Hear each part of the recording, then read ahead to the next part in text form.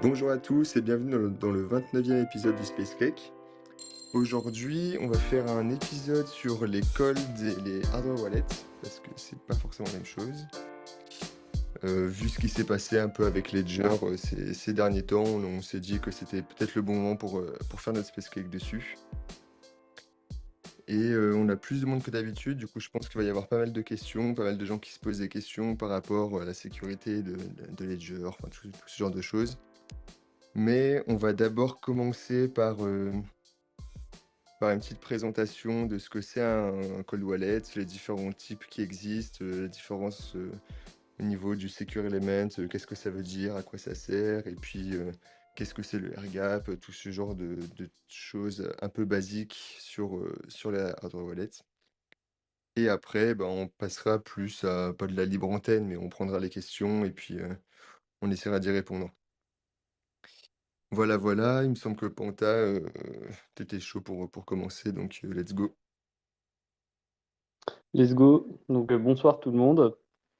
Globalement donc il y a ce qu'on appelle les cold wallets qui sont en opposition aux hot wallets, au sens où c'est des wallets où le logiciel ne tourne pas directement sur l'ordinateur connecté à Internet qui va broadcaster la transaction. Donc à partir du moment où il y a une séparation entre ces deux choses-là, on va commencer à parler de cold wallets ou de hardware wallets. Globalement, dans le domaine des cold wallets, on va identifier en général deux axes sur lesquels on peut les comparer. Donc, il va y avoir l'axe air gap, en gros l'axe déconnexion d'Internet. Déconnexion, c'est-à-dire le moins d'interaction possible avec quelque chose qui serait en ligne, sans que ce soit directement en ligne, évidemment. Et le deuxième axe, c'est l'axe du matériel, donc le secure element, les différentes protections qu'on peut avoir au niveau du matériel, séparation du matériel, pour faire en sorte d'éviter l'intrusion, d'éviter que la signature se fasse pas sans notre accord, se fasse sans notre accord, pardon. Globalement, j'ai commencé par le air gap. Donc air gap, c'est donc en anglais air gap, ça veut simplement dire coupé par l'air, hein. Ça veut dire qu'il n'y a pas de connexion filière ou souvent on peut aussi inclure dans certains cas la connexion à distance via les ondes.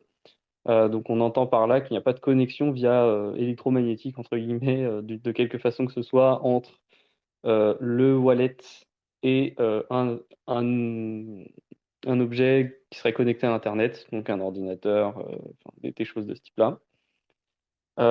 Donc dans ces catégories-là, on va retrouver des wallets comme le Signer, le Blockstream Jade ou une Cold Card qui n'est pas connectée à un ordinateur. Donc ouais. On peut aussi avoir tout simplement un ordinateur ou un téléphone classique mais qu'on a entre guillemets reconditionné en promettant que jamais le téléphone et l'ordinateur en question ne retoucheront un jour Internet directement, ne seront connectés directement à Internet.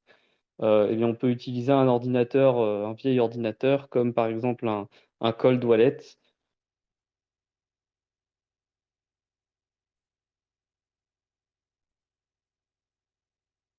c'est-à-dire séparé d'Internet par de l'air. Euh, et, euh, et donc la cold card, au contraire, bah, elle peut être utilisée de manière air-gapped, c'est-à-dire une cold card peut signer des transactions hors ligne en utilisant des cartes SD. On a aussi le passeport qui peut faire ça en utilisant des QR codes euh, pour capturer la transaction à signer et la réexporter via des QR codes là aussi. Là, on a aussi des wallets qui sont air-gap. Cependant, là, ils ont une autre caractéristique, c'est qu'au niveau du matériel, ils ont été un peu plus sécurisés qu'un simple site signer, qu'un simple ordinateur portable qu'on a décidé de ne pas connecter à Internet. Et donc cette deuxième dimension, c'est la dimension matérielle, protection matérielle, le secure element ou des choses de ce type-là. Donc un secure element, la première chose, c'est qu'on peut très bien avoir un wallet hardware qui n'a pas de secure element. Par exemple, le Trésor n'a pas de secure element proprement parlé. Il se connecte pourtant à l'ordinateur et il va signer des transactions depuis l'ordinateur. En fait, cette notion matérielle, c'est l'idée d'avoir un environnement d'exécution, un environnement où on va signer la transaction qui soit considéré comme contrôlé, sécurisé, ou en tout cas pas directement en train de faire tourner un navigateur, en tout cas un petit peu séparé. Et donc, par exemple, le Trésor fait ça, mais pourtant, il n'a pas d'élément de sécurité particulier. Donc, un Trésor va permettre de séparer physiquement la clé plutôt que d'un point que de permettre de conserver la clé dans quelque chose de physique plutôt que de la conserver dans quelque chose qui serait protégé par un mot de passe ou des choses de ce type-là. Et puis on a évidemment les hardware wallets qui ont un secure element. Donc on retrouve par exemple le ledger, on va retrouver la cold card, on va retrouver le Bitbox, on va retrouver plein de wallets comme ça avec des entreprises très, très connues. Et là encore avec différents compromis. Par exemple, le ledger, pour pouvoir l'utiliser, il faut qu'il soit connecté à un ordinateur. Et cet ordinateur, il est potentiellement connecté à Internet. Donc on peut avoir un usage du ledger qui est soit un cold wallet, mais en le branchant à quelque chose de connecté en ligne comme un trésor. Euh, Alors que par exemple, une cold card peut être utilisée air-gapped. C'est aussi le cas pour un ledger si on le connecte à un ordinateur qui est systématiquement déconnecté d'Internet, mais c'est rarement fait. Et donc, ces engins-là, c'est de la hardware wallet avec un secure element. Ils vont disposer donc d'une puce qu'on appelle le secure element, qui est là aussi va avoir le même rôle, c'est-à-dire fournir un environnement de conservation et d'exécution de signature, de calcul sur un secret qui sera de confiance. Donc, on va faire confiance à ce qui se passe dans le hardware wallet. Et en plus de ça, on va faire en sorte que, on- dans le cas du secure element, on va faire en sorte que ce soit très difficile de pouvoir récupérer le secret qui serait conservé à l'intérieur du secure element en essayant d'éviter au maximum que ce secret s'échappe du matériel avec des protections telles que par exemple des plaques de métal supplémentaires dans le processeur, à l'intérieur même du circuit, des caches, des moyens d'éviter des injections de faute via des lasers ou des choses de ce type-là. Donc il peut y avoir des mesures qui sont très complexes au niveau du matériel. Donc il y a une très bonne vidéo de Deux Ex Silicium sur quel type de protection on va retrouver. Et par exemple, Deus Ex Silicium a fait une vidéo sur le Ledger, où notamment c'est un électricien, un ingénieur électronicien qui regarde beaucoup les circuits dans des microscopes qui coûtent assez cher, hein, donc avec du bon matériel. Et donc quand on regarde des circuits habituellement, on peut voir les transistors du circuit, en tout cas des marques de transistors. On ne voit pas directement les transistors, mais on voit les circuits qui les connectent. Et bien dans le cas du Ledger, ce qu'il va voir, c'est une grosse plaque de métal qui cache le circuit, ce qui rend très difficile l'analyse de ce qui se passe à l'intérieur. Donc ça, c'est un type de sécurité qu'on peut retrouver dans les Secure Elements. Et évidemment, l'autre chose qu'un Secure Element peut faire, c'est qu'il peut vérifier l'authenticité du logiciel qu'il est en train de faire tourner, ou en tout cas auquel il répond.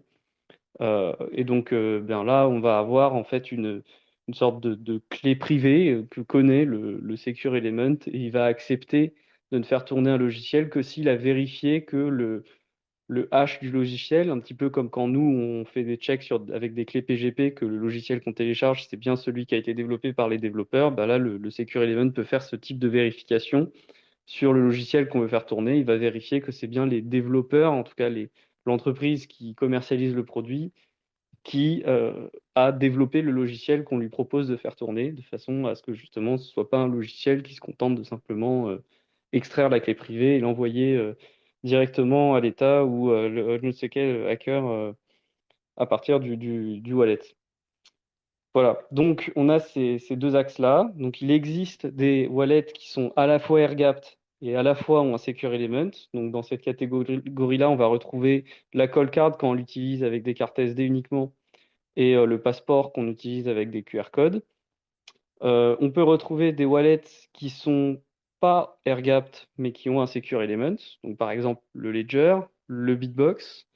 Donc, ils ont un Secure Element, c'est-à-dire que on fait un peu confiance au fait que l'éditeur du firmware, du logiciel qui tourne sur cette machine, va pas faire un logiciel qui télécharge, qui upload la clé privée quelque part en ligne, parce que le wallet, quand on l'utilise, il est généralement connecté à un ordinateur en ligne.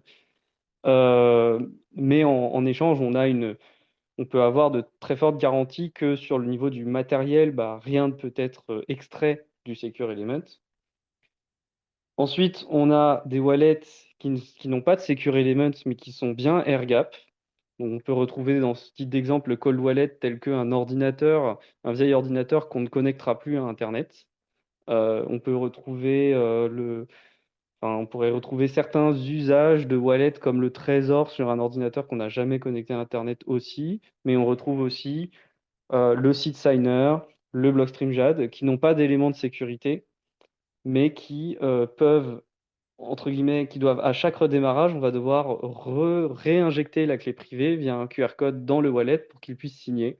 Donc, c'est pour ça que le seed signer porte très bien son nom. C'est juste un signeur, hein. Il vous permet juste de faire un certain calcul avec une clé privée qui est sous forme de QR code. Et puis enfin, vous avez les wallets qui ne sont qui n'ont pas vraiment de secure element et qui ne sont pas vraiment air-gapped non plus.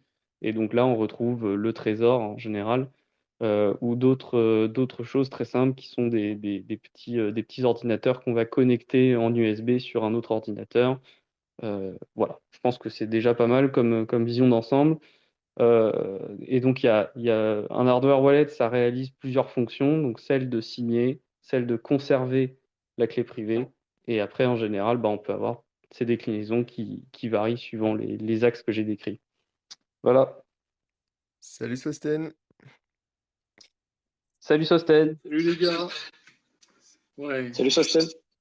Salut, désolé, j'étais retenu par des obligations familiales. Maintenant, c'est bon, je suis là. T'inquiète. Et du coup, Panta, moi j'ai une première question pour toi que je pense que nos auditeurs se posent. Pourquoi il n'existe pas de Secure Element open source? C'est ce qu'on reproche souvent à Ledger aussi que bon non, on va pas confondre firmware et Secure Element, mais pourquoi il n'existe pas de Secure Element open source? Ouais, alors ça, c'est un problème. Donc, il y a des initiatives pour créer des secure elements open source. Notamment, je crois qu'il y a une initiative de Google où ils essaient de produire un secure element open source.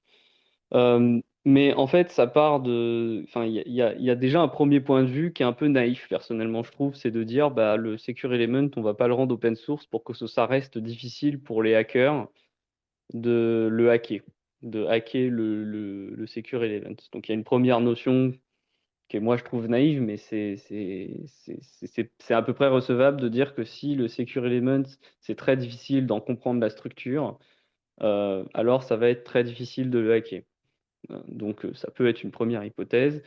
Ça vient aussi que que c'est des entreprises qui vont les commander et que les entreprises, elles n'ont pas forcément à cœur de faire de l'open source et que ça les arrange bien quelque part d'avoir que le matériel qu'elles utilisent soit difficile à faire, à rétro-ingénierer, de, à inspecter et à reproduire, puisqu'il faut avoir accès aux documents confidentiels sur la structure du Secure Element.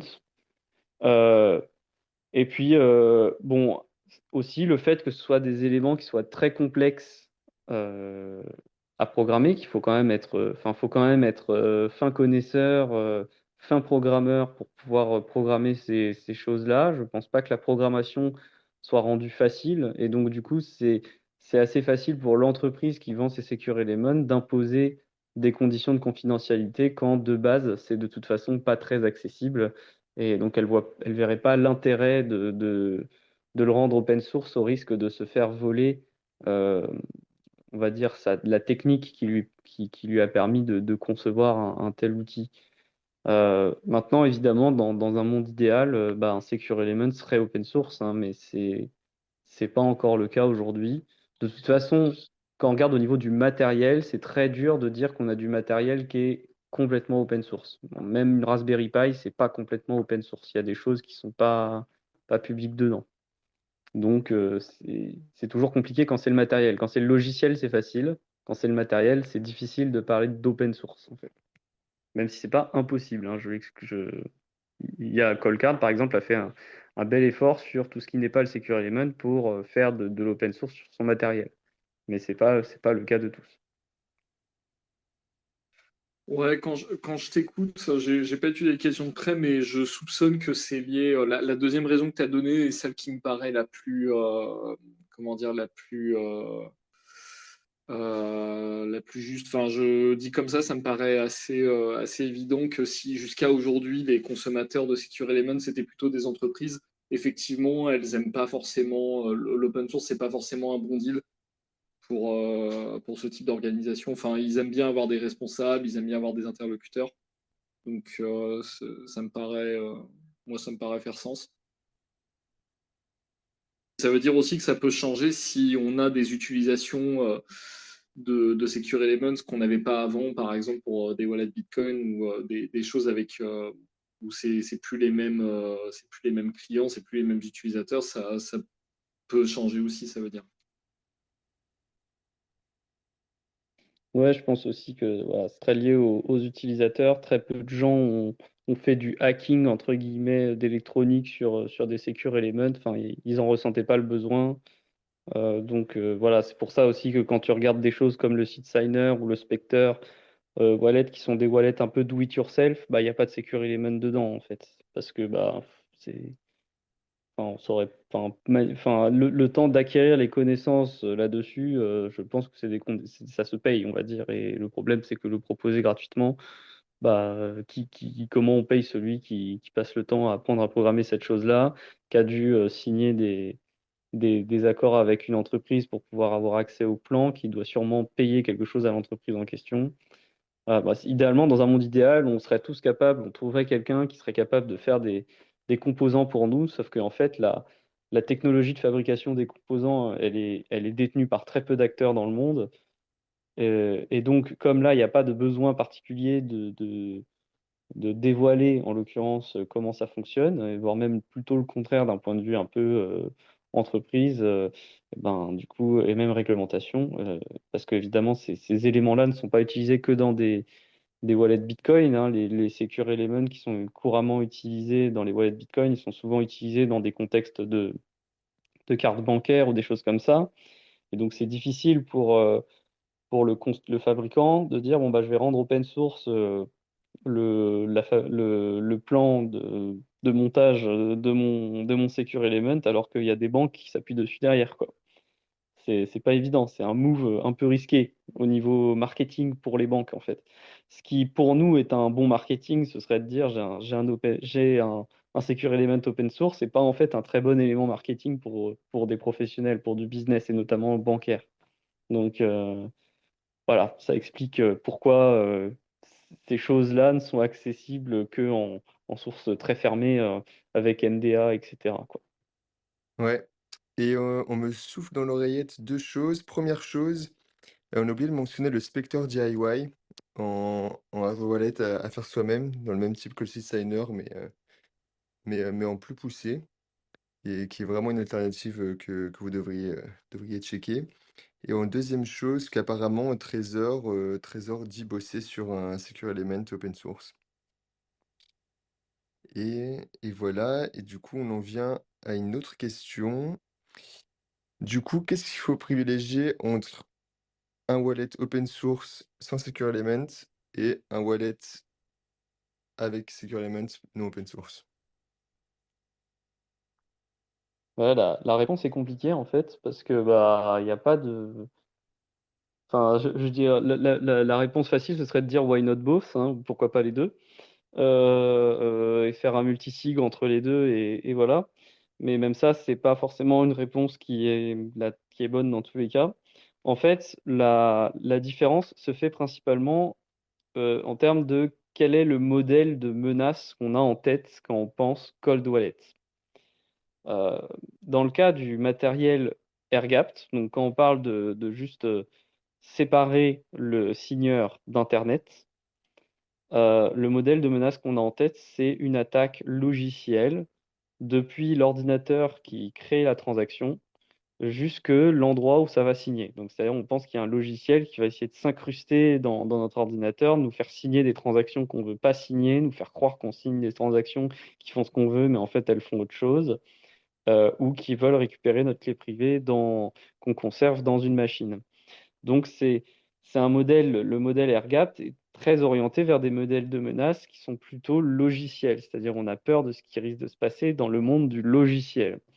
Alors que le modèle du Secure Element, il est plus approprié pour un modèle de menace qui est dans le monde physique, c'est-à-dire vous avez peur que quelqu'un vienne chez vous et tente de vous, je sais pas, de vous menacer ou de voler vos fonds euh, ou viennent vous voler chez vous, simplement, votre signeur avec la clé privée, eh bien, le modèle avec le Secure Element est généralement meilleur parce que euh, si on parle d'un, de matériel de signeurs qui sont open source et donc qui n'ont pas de Secure Element, il est beaucoup plus facile de récupérer la clé privée dans le signeur. C'est d'ailleurs pour ça que des signeurs comme le Seed Signer et le Spectre de DIY ils vont privilégier de ne pas sauvegarder la clé privée pour vous. Ce sont littéralement que des signeurs. La clé privée, vous la conservez dans un QR code, et c'est ce QR code que vous devez protéger physiquement.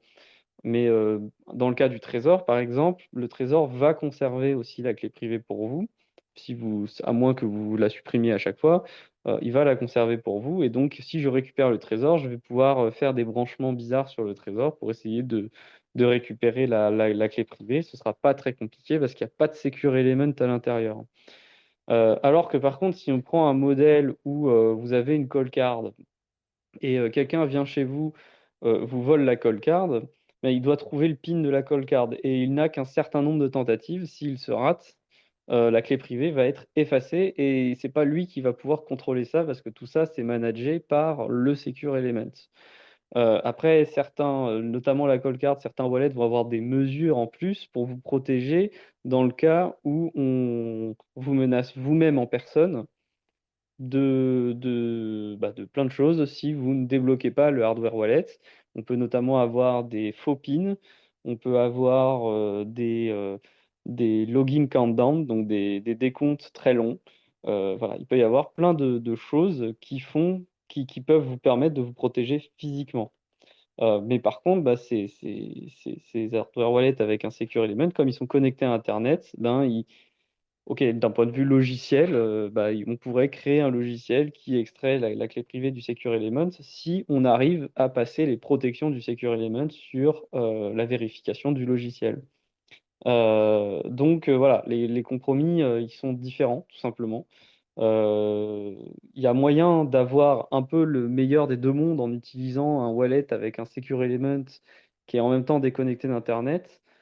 Euh, mais voilà, c'est pas tout blanc, tout noir. On a besoin de mettre à jour aussi des fois le matériel, et donc faire une mise à jour, ça implique récupérer quelque chose d'Internet et le mettre dans le hardware wallet qui est censé être déconnecté complètement d'Internet. Donc, et c'est pas forcément facile à vérifier ce qui se passe dans ces programmes parce que comme ils sont issus du vendeur et qu'on peut pas vérifier les sources, bah, c'est pas forcément un très bon move, justement, et c'est le problème qui se passe actuellement avec Ledger.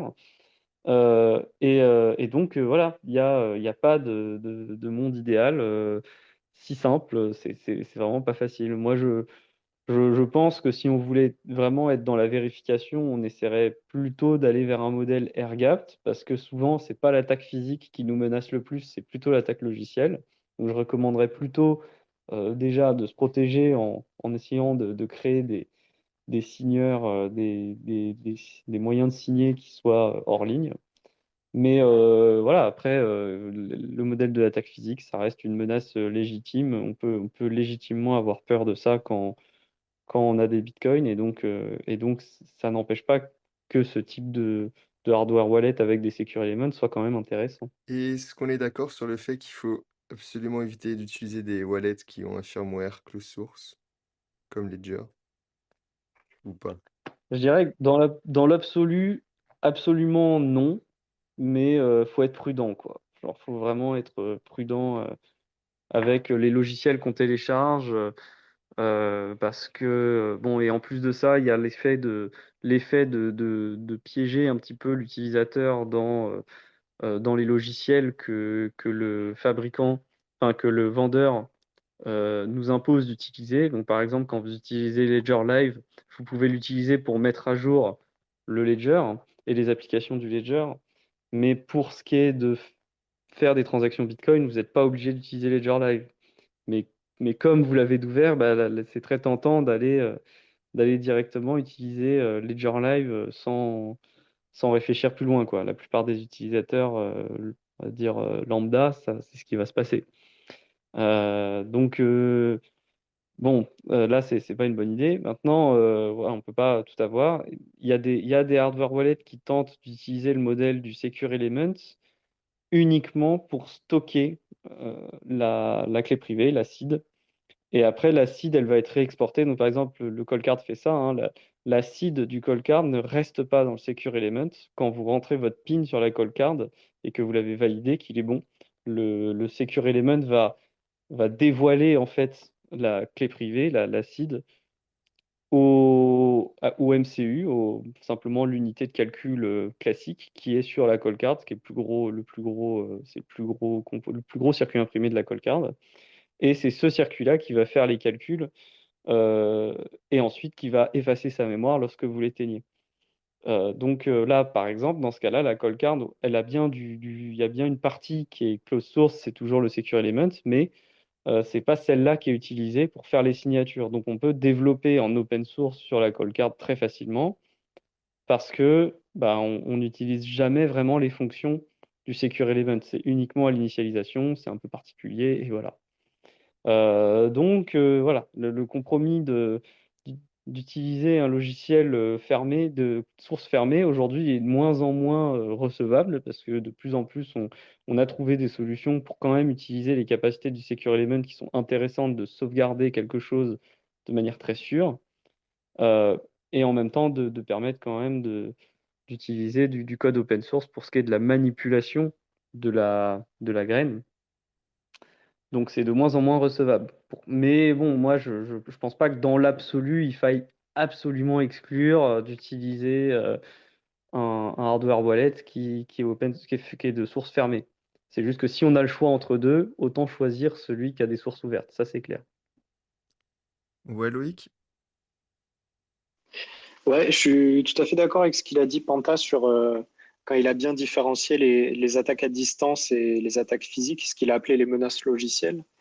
Et c'est vrai qu'en fait, pour l'extrême majorité des gens, les attaques à distance sont plus probables que les attaques physiques. Et les conséquences de ces attaques sont plus facilement gérables dans le cas des attaques physiques. Tu donnais par exemple tu donnais l'exemple des trésors. En bidouillant un petit peu l'électronique, on peut sortir le PIN notamment. Enfin, il y avait ça à l'époque, j'imagine que ça a été fixe depuis, mais il y avait un mec là qui avait fait une vidéo YouTube où il montrait en quelques heures, il avait réussi à extraire le PIN en ayant un accès physique à la trésor. Ben, en fait, tout ça, tu peux facilement tu peux enlever ce risque en utilisant une simple passphrase, par exemple, tu vois, en utilisant Ouais, des checklists de vérification, tout ça. Donc finalement, les attaques physiques directement en ayant accès au matériel sont plus facilement gérables que les menaces logicielles, non? T'en penses quoi? bah, c'est pas plus facilement gérable. C'est différent. Euh, Parce que le problème de l'attaque physique, c'est que par exemple, tu as évoqué le fait qu'on peut mettre une passerelle dans le trésor. Donc ça, c'est une pratique qui est très recommandée dans le cas du trésor, parce que comme il n'y a pas de secure element et que c'est quand même connecté indirectement à Internet, bah, il y a quand même un risque qu'un jour il soit hackable directement sans attaque physique. Donc en utilisant une passphrase, ça peut aider un peu, parce que notamment la passphrase, c'est un petit peu comme ça le rend air gap, on va dire, parce que la passphrase devient un petit peu la seed à retenir et le trésor fournit juste une autre partie qui, elle, est physiquement présente dans le trésor. Mais bon, bref, je m'égare. En fait, à mon avis, c'est beaucoup plus. Ça dépend ce que tu supposes sur l'attaquant en le cas d'attaque physique. Dans le cas de la passerelle que tu évoques, tu supposes que l'attaquant ne sait pas que tu as une passerelle. Alors peut-être qu'on pourra toujours me dire, mais dans 90% des cas, l'attaquant ne sait pas ce que c'est qu'une passerelle sur un wallet Bitcoin. Ou alors il ne suppose pas qu'il y a une passerelle sur le wallet Bitcoin. Mais c'est pas vrai, en fait, enfin, on n'en sait rien. L'attaquant, il peut très bien se dire, écoute, moi, je sais combien tu as de Bitcoin. Donc déjà, c'est mort. Là, déjà, ça commence. Si jamais votre attaquant sait combien vous avez de Bitcoin, ça commence à être très, très, très difficile de prendre des mesures. Je vois que tu as une remarque, vas-y. Ouais, parce que là, tu es en train de partir sur une description d'une attaque directement physique sur la personne, mais pas sur le hardware en lui-même. C'est-à-dire que tu pars du principe qu'il y a la personne qui est présente et qu'on peut la menacer. C'est l'attaque, la $5 French attack. Mais moi, je te parlais plutôt juste le mec cambriole chez toi, t'es pas là. Il voit qu'il y a une trésor, il chope la trésor et il la ramène chez lui. Tu vois? C'est-à-dire Ouais, il a un accès physique au hardware, mais pas à toi. ouais, bah dans ce Parce que cas-là, ça, sinon, c'est un autre risque. Et c'est justement ce que tu disais tout à l'heure. On pourra également utiliser une passphrase pour d'autres propriétés, les pins secondaires, tout ce que tu as décrit. Mais c'est un autre modèle. Mais sur les attaques vraiment physiques, tu as accès au portefeuille, mais pas au mec. en fait, c'est pas vraiment une attaque physique. Dans ce cas-là, on dirait que c'est un vol simplement. Mais oui, Oui, en cas de vol, effectivement, c'est pas difficile de se défendre contre un vol. Simplement, effectivement, soit en utilisant une passphrase, soit en mettant simplement un pin qui va automatiquement effacer les choses tout seul, sauf exception comme du matériel très simple comme le trésor ou des choses comme ça. Hein, de toute façon, après, c'est juste que dans le cas du vol, en fait, ce qui intéressera plutôt l'attaquant, c'est ta metal seed, ta seed écrite sur du métal ou des choses de ce type-là, où là, il aura directement accès à quelque chose, mais c'est pareil, s'il y a une passphrase, il sera embêté.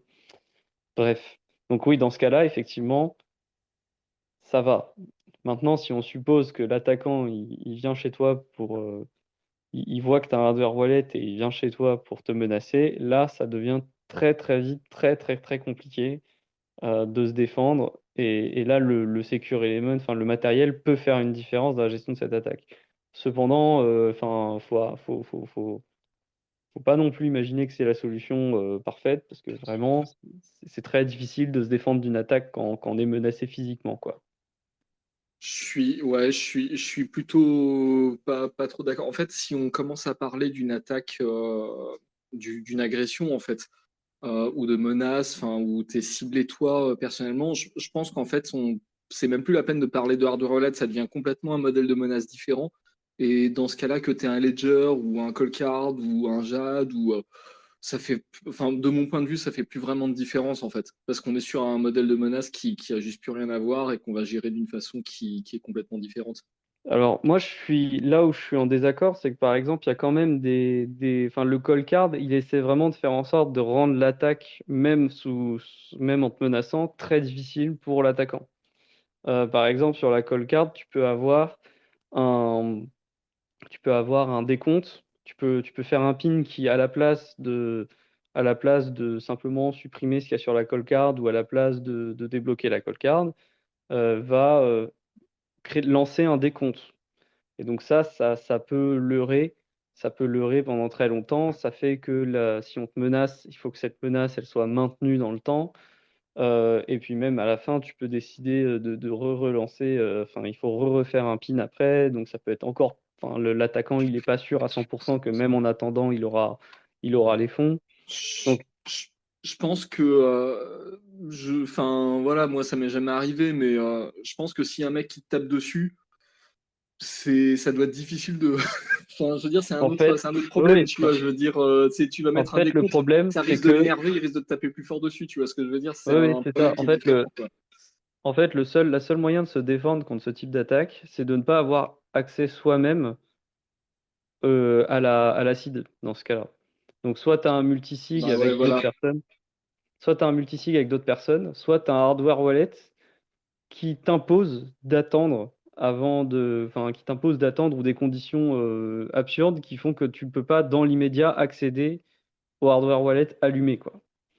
Donc la call card en faisant ce décompte obligatoire permet ce genre de choses. C'est-à-dire que l'attaquant, supposer qu'on va pouvoir mentir à l'attaquant au moment de l'attaque, c'est effectivement, je trouve, complètement abusé. C'est-à-dire ceux qui pensent que quand ils se feront menacer, l'attaquant, ils vont pouvoir le leurrer en disant: «Ah ben non, hein, c'est pas mon vrai PIN, mais il le sait pas, ha ha ha ha». Ouais, bah oui, mais tu rigoles là maintenant, mais en fait, quand tu en train de te faire frapper ou que c'est ton gosse qui se fait frapper, tu rigoles beaucoup moins et lui mentir sur le PIN, ça va être compliqué quand même. Alors que, si par contre c'est vraiment le cas, tu as vraiment pas accès aux wallets, maintenant, bah, tu auras beau, pleurer, tout ce que tu veux, l'adversaire aura beau te frapper, il y a un moment, tu peux pas jouer comme tu peux pas jouer la comédie, il va quand même se dire: «Putain, là je le mets vachement sous pression et le mec il tient quand même, quoi». Et je dis ça, c'est pas une performance, hein. C'est genre, vous allez tenir simplement parce que vous n'avez pas le choix, en fait. Bah, là, il peut peut-être se passer quelque chose. Après, je dis pas que c'est mieux pour votre situation personnelle, hein, parce que, c'est aussi très tendu de se dire, «Putain, j'aurais bien aimé pouvoir, lui filer mon fric et qu'il me laisse tranquille parce que là, c'est plus possible» et vous êtes pas en capacité de le faire à l'instant T. Donc je dis pas que c'est un meilleur modèle non plus, hein. Mais juste si votre modèle de menace, c'est: «Je veux que si quelqu'un vient pour me frapper, je peux pas, lui donner mes bitcoins. Je veux que ce soit impossible que je lui donne mes bitcoins». Heu, Bah, le seul moyen, c'est de rendre la clé inaccessible pour vous-même et le jour où vous vous faites menacer, vous allez quand même, vous allez prendre très cher, hein. Ça va être très dur. Donc c'est sûr que quand on part dans ce modèle-là, bah, il y a relativement peu de solutions, quoi. Et soit c'est du, très, très gros air gap avec des multisigs avec d'autres personnes, ce qui fait que de toute façon, vous n'avez pas accès à la seed et ou que l'attaquant, s'il veut que vous puissiez avoir accès, doit soit vous retenir sur place très longtemps, soit il doit vous laisser contacter quelqu'un au risque que vous ayez prévu un plan avec cette personne pour l'avertir si jamais, en fait, vous êtes en situation de menace, donc elle appelle la police et tout et cetera. Mais dans ces cas-là, effectivement, c'est très, très compliqué. Mais voilà, il y a des mesures qui peuvent être prises quand même. Mais ça commence à partir dans des choses très, très compliquées. Et effectivement, si on retire ça, alors le mieux, c'est d'abord de se protéger contre les attaques logicielles parce qu'effectivement, le vol du hardware wallet est insuffisant pour pouvoir, en général, on va dire, pour pouvoir récupérer, les fonds. Ne tentez pas le coup de l'accident de bateau. Ouais, après un truc vraiment important qu'on a évoqué, mais qu'on n'a pas précisé, si c'est important que les gens ne sachent pas combien vous avez en cold storage. C'est vraiment important parce que globalement, si on le sait, bah, toutes les passe-phrases et toutes les trucs comme ça, bah, globalement, c'est du flan, hein, l'attaquant, sait combien vous avez, donc il va brute force d'une manière ou d'une autre, enfin, voilà. Faut pas s'imaginer que, donc c'est important que, vous ayez de la confidentialité sur vos coins, que, les bitcoins, s'ils sont mixés, c'est mieux parce que justement, on voit pas quand vous les dépensez combien vous avez au total. Voilà, donc il faut quand même la confidentialité, c'est pas que parce que, on a quelque chose à cacher, c'est aussi simplement que, bah, on n'a pas envie que quelqu'un, sache combien on a lorsqu'il vient chez nous, nous attaquer. Voilà. On a une question de Cryptomancien, après on passe peut-être aux questions de Kibévox et puis, si parmi les auditeurs, il y en a qui ont des questions, surtout n'hésitez pas à demander la parole, c'est en bas à gauche. Que sur téléphone malheureusement. Du coup, Cryptomancien, tiens, demande la parole si tu veux, ce sera peut-être plus simple. Et en attendant, je vais lire la question. Alors, il demande, imaginons que je crée sur un wallet une adresse BIP44 de base, son adresse de dérivation est la base 44000. Attends, je lis tout. En gros, il demande s'il crée plein de sous-adresses à différents chemins et sur différents comptes, comment recréer tout l'arbre des sous-adresses avec la seed phrase et la master private key? Peut-on retrouver peut-on retrouver l'arbre en scannant chaque bloc un par un? Et ah bah il est là. C'est bien ça ta question, Cryptomancien? Bonsoir, ouais, c'est bien celle-là. Et ben en fait, tu pas besoin de les retrouver parce que les clés privées, les clés publiques existent déjà et tu fais juste les dérivés, en fait. Si tu redérives avec le même chemin, tu retomberas sur les mêmes choses. En fait, il y a pas de notion de créer une adresse, l'adresse existe déjà, juste, tu vas la chercher, quoi. Ok, donc du coup, ça veut dire que si par exemple je crée, admettons, je crée 40, enfin, 44 00, et puis après, plus tard, 44 00 100, et qu'au milieu, j'ai pas les 100 enfin, j'ai pas les 99 du milieu. C'est-à-dire que je dois déduire, enfin, je dois déduire que ça va jusqu'à 100. Ouais, ouais, ouais, c'est ça. En gros, Alors ça, il y a un truc qui s'appelle le gap limit. Généralement, ton wallet, automatiquement, il va générer des adresses à la suite qui se Ouais, suivent avec un index qui commence à 0. Et quand il va scanner, ton wallet et ben, il a une variable qui s'appelle le gap limit qui est généralement de 20 mais ça varie selon les wallets et en fait, c'est le nombre d'adresses non utilisées au bout duquel il s'arrête, il cherche plus. Donc par exemple pour 20 et ben, s'il tombe sur 20 adresses à la suite qui sont pas utilisées et ben, il va partir du principe qu'aucune des adresses ensuite ne sont utilisées.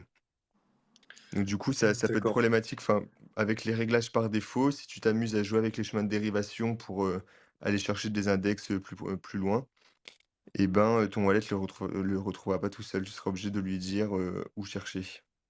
Parce que moi, je suis dans une problématique, enfin, pour mes recherches personnelles. Je me mets à la place un petit peu d'un exchange qui veut par exemple stocker, qui a un exchange, logiquement, il a une seule adresse et pour chacun de ses clients, il crée une sous-adresse.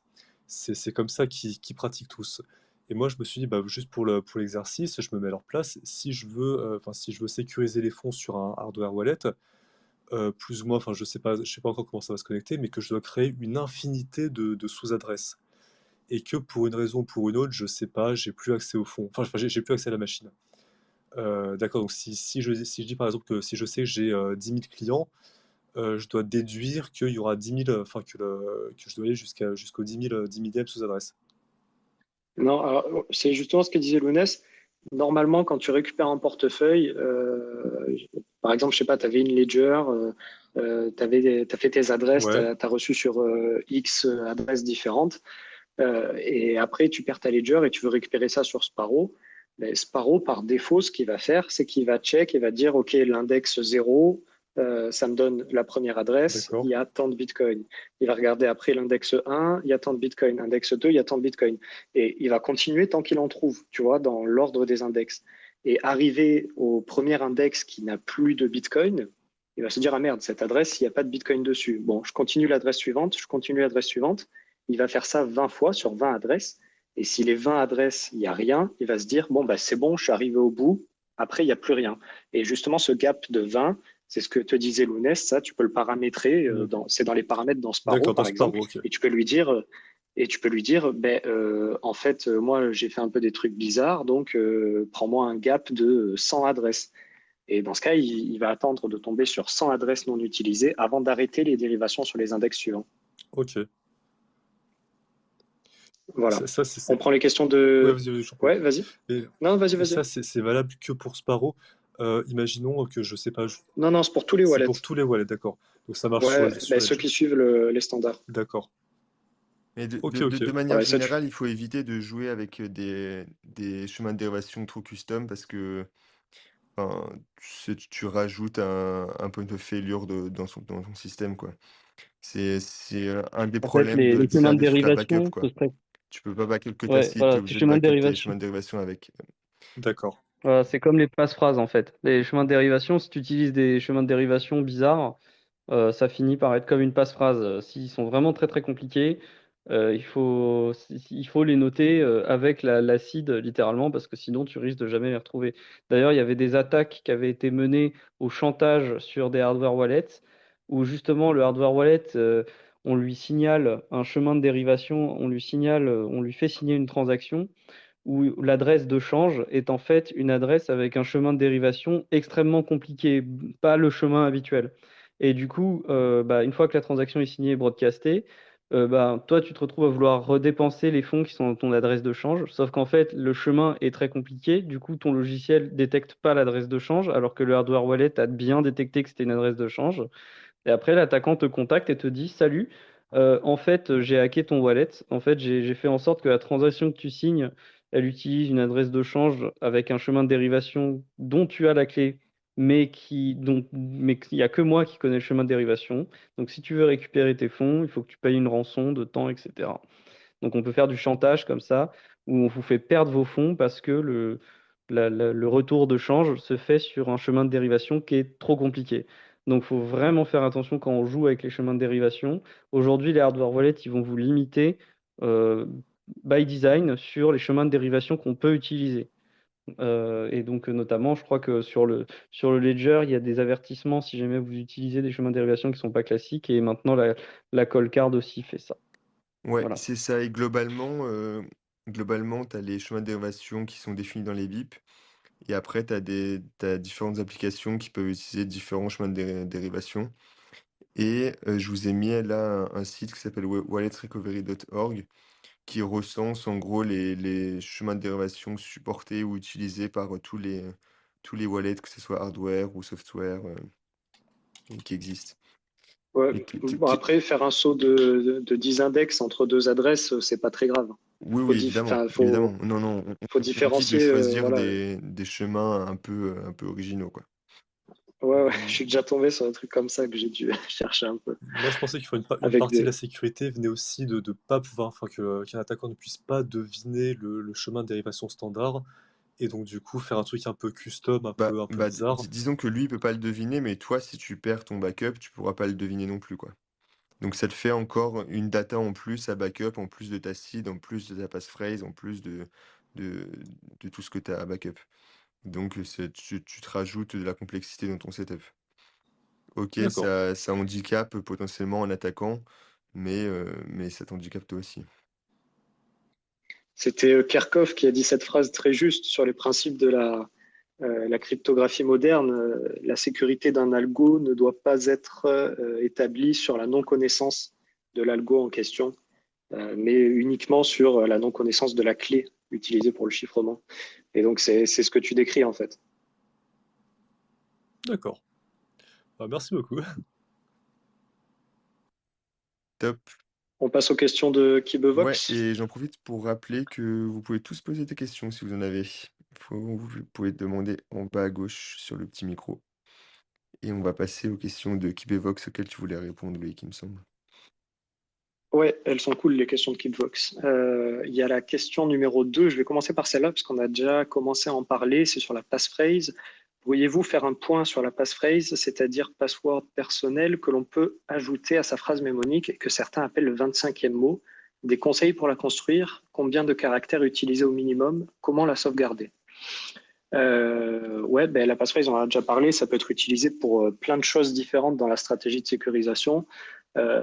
C'est donc la passphrase, pour ceux qui ne connaissent pas, ça permet d'ajouter un mot de passe sur un portefeuille, mais c'est pas un mot de passe comme vous avez votre PIN sur votre ledger, c'est vraiment un mot de passe sur l'arbre de dérivation de tout le portefeuille. Voilà. Donc, en gros, si vous ajoutez une passphrase à votre portefeuille Bitcoin, en cas de perte du support qui l'héberge, par exemple une ledger, si vous perdez votre ledger, ben, vous n'aurez pas besoin uniquement de la phrase de 24 mots, mais de la phrase de 24 mots plus la passphrase. Si vous perdez la passphrase, c'est mort, vous n'arriverez pas sur le même portefeuille. Donc, ça peut être intéressant pour plein de choses, notamment ben, pour les attaques physiques, pour les vols de hardware. Et puis aussi, ça peut être intéressant pour quand on maîtrise pas bien, par exemple comme sur la Ledger, quand on maîtrise pas bien le caractère aléatoire de la génération de la phrase. Des conseils pour la construire, ben, ça se construit selon moi comme un bon mot de passe, hein, tout simplement. C'est ce que tu vas essayer de ce que tu vas essayer de contrer sur une passphrase, ça va être le risque de brute force, c'est-à-dire ben, s'il y a un attaquant qui a volé ta phrase de 24 mots, le but c'est qu'il puisse pas brute force ta passphrase. Donc si tu as mis soleil, bonjour, Azerty, il risque de brute force ça rapidement, donc ça sert à rien d'avoir une passphrase. Voilà. Donc faut que ce soit résistant à la brute force. Combien de caractères utiliser au minimum? Alors ça, j'ai pas devant les yeux, mais il faudrait regarder en fonction Ça dépend du des jeu de caractères et de la dépendance des caractères voilà, aux uns aux autres. Si voilà. Ah tu oui, il y a fais des des caractères, En fait, déjà, ça dépend. Faut savoir que si ta seed a été choisie de manière avec un bon aléa, eh bien, l'ajout de ta passerelle ne va quasiment rien changer en termes d'entropie. Donc, c'est juste un moyen de mettre un facteur supplémentaire en plus du. C'est comme un 2FA, c'est-à-dire le hardware wallet, il joue un peu le rôle ce que je possède, et puis le passphrase, elle peut jouer le rôle un peu de mot de passe, de ce que je sais. Mais par contre, en termes d'aléas, ça va rien changer. Hein, tu auras autant d'aléas si tu utilises une passphrase ou pas, globalement. Mais si tu veux une passphrase qui soit difficile à brute forcer, c'est-à-dire si tu supposes que ton attaquant il a accès à ton hardware wallet et que maintenant tu n'as plus que ta passphrase pour te protéger, globalement les recommandations sur les mots de passe aujourd'hui, c'est une douzaine de caractères, dès lors que tes caractères sont bien aléatoires, complètement indépendants des uns des autres, c'est-à-dire, et qui utilisent la totalité du jeu de caractères possible, donc c'est-à-dire minuscules, majuscules, chiffres et caractères spéciaux. Mais en général, c'est pas le genre de passphrase qu'on peut retenir facilement. Si on veut avoir des mots de passe qu'on retient plus facilement, il vaut mieux utiliser des choses comme ce qu'on appelle la liste d'Iceware, qui est une liste de mots qu'on peut utiliser avec des lancers de dés pour faire en sorte de choisir des mots dans cette liste un petit peu de manière aléatoire. Et ça ressemble finalement beaucoup à ce que l'on fait en fait avec les mots de l'acide finalement. Voilà, donc ça répond à ta question, comment la construire. Donc grosso modo, c'est soit qu'elle soit suffisamment longue, soit qu'elle ait suffisamment de diversité de caractères. Et comment la construire? Bah, du coup, c'est bien si elle est le plus aléatoire possible pour éviter les problèmes de brute force, comme un bon mot de passe en fait finalement. Et après, tu avais aussi posé, alors je suis plus devant. Comment la sauvegarder? Ouais, comment la sauvegarder? Ben, Panta, il a commencé à en parler. Ça dépend de ta situation personnelle. Hein. Il y en a qui vont vouloir la retenir de tête. C'est pas forcément ce que je conseille. Dans tous les cas, il faut que tu aies le même standard de sauvegarde que pour ta phrase mémonique, puisque c'est autant important que ta phrase mémonique finalement. Tu peux la sauvegarder, l'écrire sur un bout de papier, la garder en physique. Tu peux également l'écrire sur un bout de métal, la graver, comme pour ce qu'on ferait pour une phrase de récupération. Et évidemment, il faut plutôt éviter de conserver la phrase de récupération et la passphrase au même endroit, puisque le but de la passphrase, c'est si on te vole ta phrase de récupération, qu'on puisse pas accéder à la passphrase. Donc pas forcément au même endroit. Et bon, après, on peut aussi imaginer dans certains cas de sauvegarder la passphrase comme un mot de passe. Hein. On peut imaginer un gestionnaire de mots de passe dans certains cas, pas forcément pour un portefeuille important, mais quand je pense à, par exemple, un hot wallet, sur un petit portefeuille Bitcoin de dépenses, ça peut s'envisager de faire comme ça aussi.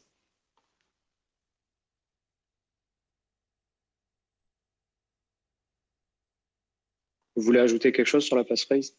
Est-ce que vous aimez bien ça?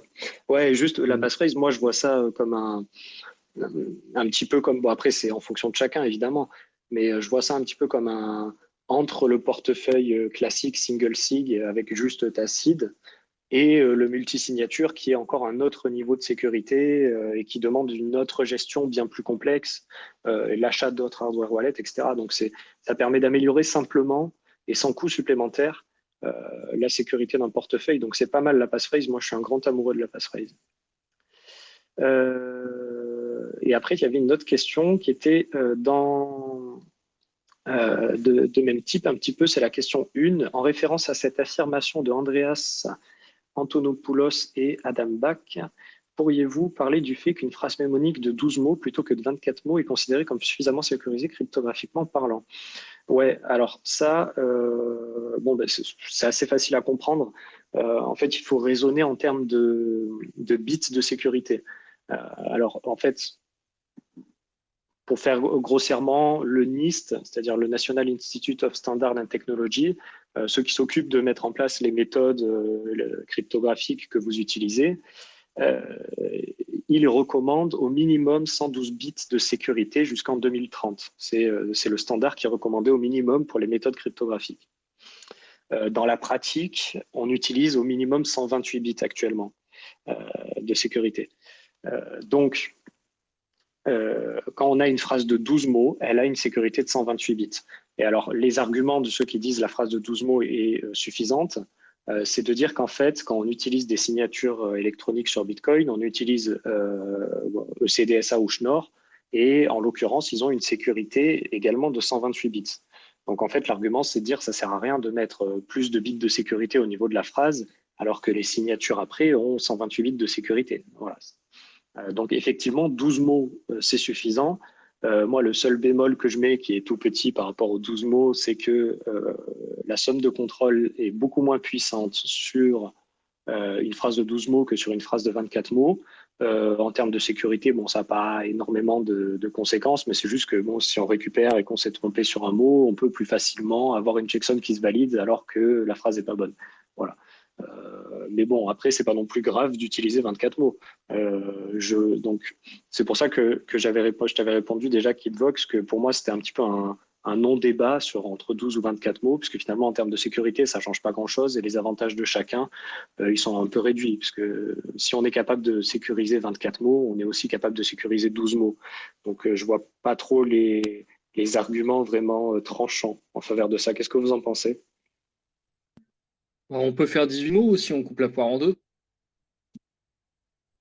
Ouais, C'est ça marche bien. très rare. C'est très rare. Je sais qu'en théorie, ça existe, c'est prévu par le standard, mais j'ai jamais vu bien en sûr, Wallet qui proposait 18 mots. Ouais, bien sûr. Ouais, en fait, il faut juste que tu puisses diviser le nombre de bits de l'entropie par 32 pour pouvoir faire une checksum qui va bien. Donc, effectivement, tu peux faire une phrase de 15 mots ou une phrase de 18. Ou ouais, c'est ça, si je dis pas de bêtises, hein, ce qui est prévu dans le BIP 39. Ouais, moi je connais 12, 18, 32. Il y a peut-être d'autres possibilités, mais je les ai jamais vues. Mais même 18, c'est extrêmement rare. Hein. J'ai jamais vu ça vraiment utilisé en pratique. Ouais, ouais, bah, même 12, finalement, y a pas ouais, un petit peu les hot wallets, ouais. Oh, Certaines si, applications qui te mettent tous les 12 hot par défaut. wallets. Je trouve tous les Ouais, hot wallets téléphone, c'est 12. ouais, ouais, Les c'est vrai. hardware et les hardware wallets, c'est 24. Mais même, par exemple, le Coldcard, si tu crées une seed custom, par défaut, il te propose 24, mais tu peux prendre 12 mots sur un Coldcard aussi, par exemple. Ouais, ouais, ouais, ouais. Ouais, et d'ailleurs, moi, c'est quelque chose que je me suis demandé, c'est pourquoi ils n'ont pas juste dit dans le BIP 39, c'est 12 mots, et puis voilà, c'est comme ça. Pourquoi ils ont mis des exemples avec jusqu'à 24 mots? C'est vrai que ça semble un petit peu abusé en termes de sécurité. Prenez de l'avance. Je sais 2030, pas, sinon c'est demain. c'est peut-être parce qu'il y avait des logiciels qui avaient déjà commencé à faire du 24 mots avant, non? Je sais pas. Bon, Ouais, parce que alors là, aucune idée. le BIP 39, à la base, c'est inspiré de ce que faisait Electrum, de son côté, tout seul, il me semble, hein. Je sais pas, C'est pas dans le sens? je crois qu'il y a eu d'autres trucs aussi, mais effectivement, Electrum avait son propre truc auparavant et BIP39, ça a été, ça n'a pas été vraiment copié depuis le modèle d'Electrum parce que la site d'Electrum, elle n'est pas construite du tout pareil. Il y a du versionning dedans, il y a des trucs bizarres.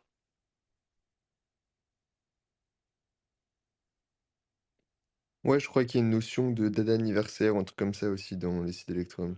Ouais, c'est ça. Et par exemple, tu as A à Z aussi qui existe, qui est un autre C'est le format de format mots, qui n'est d'LND, pas ça. BIP39. C'est le format d'LND et lui, il a une notion de date d'anniversaire plus de version.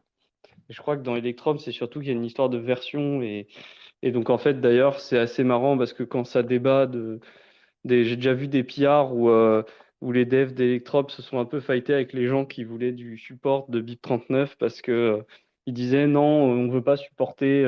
Ça, si vous avez des problèmes, c'est parce que le standard n'est pas adapté, gna gna gna, etc. Enfin voilà, ce type de, ce type de discussion. Donc je suis pas, je pense que ça a été fait sur le modèle d'Electrum, mais ça n'a pas du tout été, on va dire, conçu avec les développeurs Electrum. Bon, et du coup, 12 ou 24? Vous n'avez pas répondu, vous êtes défilé. Bah, je trouve l'argument de dire qu'il n'y a pas plus de sécurité que 128 bits recevables. Alors, il faut encore que je le vérifie complètement en théorie. Mais du coup, s'il y a effectivement que 128 bits de sécurité, je vois pas pourquoi je m'amuserais à faire 24 mots alors que je peux en faire 12. Mais bon, faut que je vérifie, hein, j'ai pas encore. Voilà. Pour l'instant, j'en utilise 24. Je m'étais jamais trop posé la question, mais c'est vrai que à part quand bah, parfois je suis obligé d'utiliser 24 parce qu'il y a des wallets qui me l'imposent, mais c'est vrai que j'ai tendance à faire 12 sinon. Parce que C'est plus pas, facile à graver. C'est plus facile à graver. C'est plus facile tu peux l'écrire en plus gros sur une surface identique quand tu graves l'acide. C'est moins de risque de faire une erreur qui fait que tu es quand même bloqué complètement. Enfin, voilà. Pour moi, même si ça paraît pas grand-chose, 12 mots en moins, c'est quand même pas mal, Je quoi. confirme que graver 24 mots plusieurs fois, ça prend beaucoup de temps. Mais c'est parce que vous n'avez pas la technique, vous le faites au poinçon. Il faut le faire au stylo graveur. Oui, c'est vrai. Il y avait Jean Bomber qui a ramené un truc comme ça au BEF, je crois. Il voulait faire la démo, mais il a pas eu le temps au final. Ouais, moi, j'ai déjà essayé ces trucs-là. Après, ça marche, mais c'est pas non plus. Enfin, faut s'y habituer quand même, hein. C'est un coup de main à prendre. Des fois, la marque, elle est vraiment pas profonde et tu te demandes si ça va vraiment tenir. C'est ça aussi le problème, c'est l'épreuve du temps derrière. Ah, Bah, mais les justement, mecs, vous gravez vraiment vos seeds. Moi, je croyais que les gens faisaient ça juste pour rigoler, ou moi, je l'ai jamais fait. non, moi, ma seed, elle est sur mon bureau Windows, donc il n'y a pas de souci. Mais C'est dans Notes, moi, j'avoue. euh, non, mais moi, je pense, honnêtement, j'y réfléchi un petit peu et j'ai l'impression que le poinçon, c'est juste une déformation de la matière. Euh, alors que le stylo graveur, il y a la pointe en diamant qui vient retirer de la matière. Ah ouais, tu t'es vraiment beaucoup plus posé la question que nous, en fait, parce que poinçon ou stylo graveur, j'avoue, c'était pas du tout C'est sur vrai mon qu'avec de la radar. matière en moins, ça me Mais c'est paraît bon à savoir. plus mieux, on va dire. Et sinon, on a pas mal de questions qui sont arrivées là d'un coup. Il y a Den qui a posé une question intéressante sur Ledger, mais je vais d'abord poser les questions qui sont en rapport avec le sujet actuel. Bon, il y a Snitchy qui dit que sur Monero, ils utilisent des mnémoniques à 16 mots avec Polysylle, mais bon. Sinon, il y a CryptoCoco qui demande si on peut ajouter une passphrase à un wallet existant sur Bitcoin et sur un wallet altcoin avec avec des staking en cours. Je pense qu'on va répondre qu'à la première partie. Ouais, alors les staking, moi, personnellement, je sais pas du tout te répondre. Mais Si c'est ouais, juste, mais enfin, juste pour le si, staking, je pense pas, parce que du coup, quand tu rajoutes une passphrase, ça te fait un wallet complètement différent. Donc en fait, tu pourras pas, ton staking sera pas sur le même wallet, quoi. Et je ouais, c'est connais ça pas du qui est tout les hyper important à standards comprendre. au niveau des altcoins pour les passphrases. Bah, la plupart des altes connus, ils suivent le BIP 39. L'innovation vient toujours de Bitcoin. Mais ouais, c'est très important ce que tu disais, Lounès. Faites attention, quand vous ajoutez une passphrase sur un portefeuille déjà existant, euh, ben en fait, ça vous crée un tout nouveau portefeuille. Donc, vous n'allez pas retrouver les bitcoins que vous aviez auparavant. Quand vous ajoutez une passphrase, ça crée un nouveau portefeuille, même si c'est la même seed.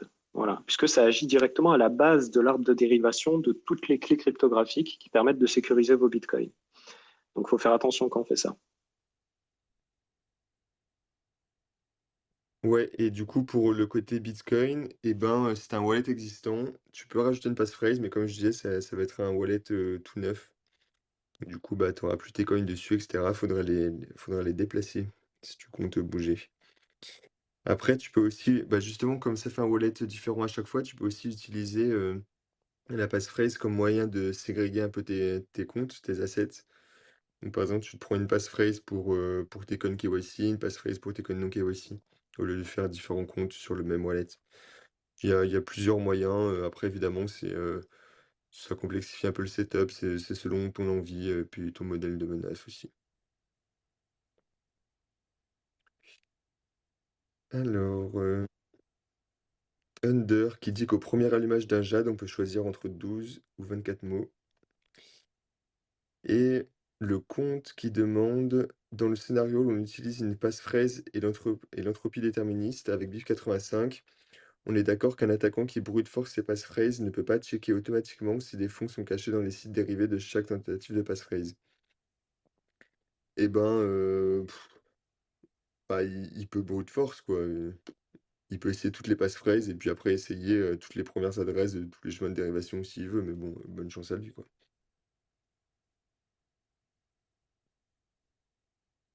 Est-ce que quelqu'un a quelque chose à rajouter là-dessus?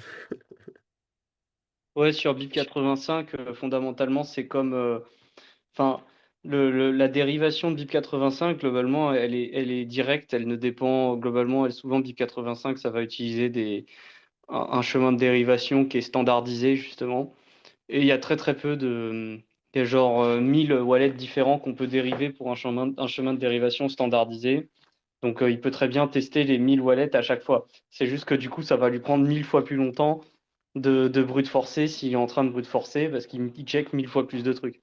Mais sinon fondamentalement, c'est pareil, hein.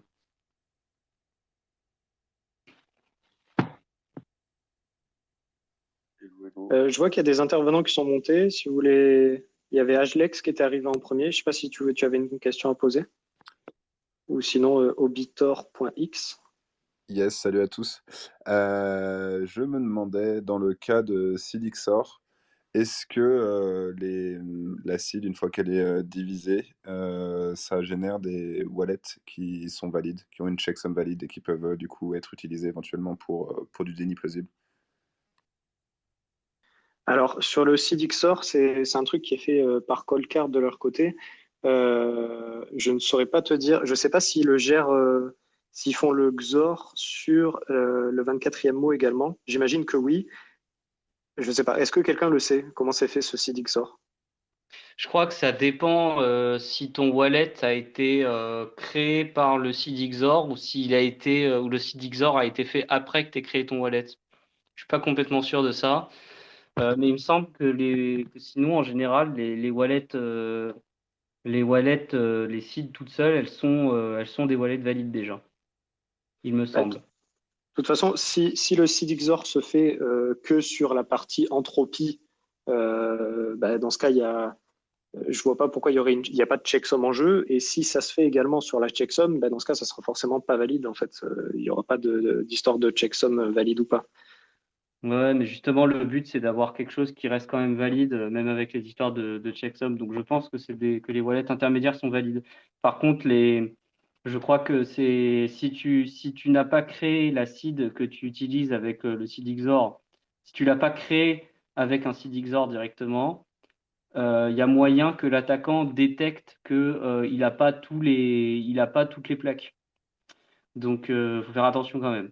Voilà. Parce que c'est dérivé de manière, enfin, il y a des dérivations des différentes plaques se font d'une certaine façon et c'est qui est standardisé. Et donc, il y a moyen que si tu dérives de XOR depuis Taxid, il y ait des moyens de le détecter, je crois, il me semble. Il faudrait que je regarde en détail, mais il faut faire attention à ça, hein. Ouais, du coup, on a 2 personnes qui posent à peu près la même question sur Ledger et du coup, bah, c'est à propos de ce qui s'est, passé ces derniers jours et du coup, la question en gros c'est: «Est-ce que je devrais m'inquiéter de Ledger? Je vis dans un pays où les cryptos sont interdites et donc difficile de se procurer de nouveaux wallets».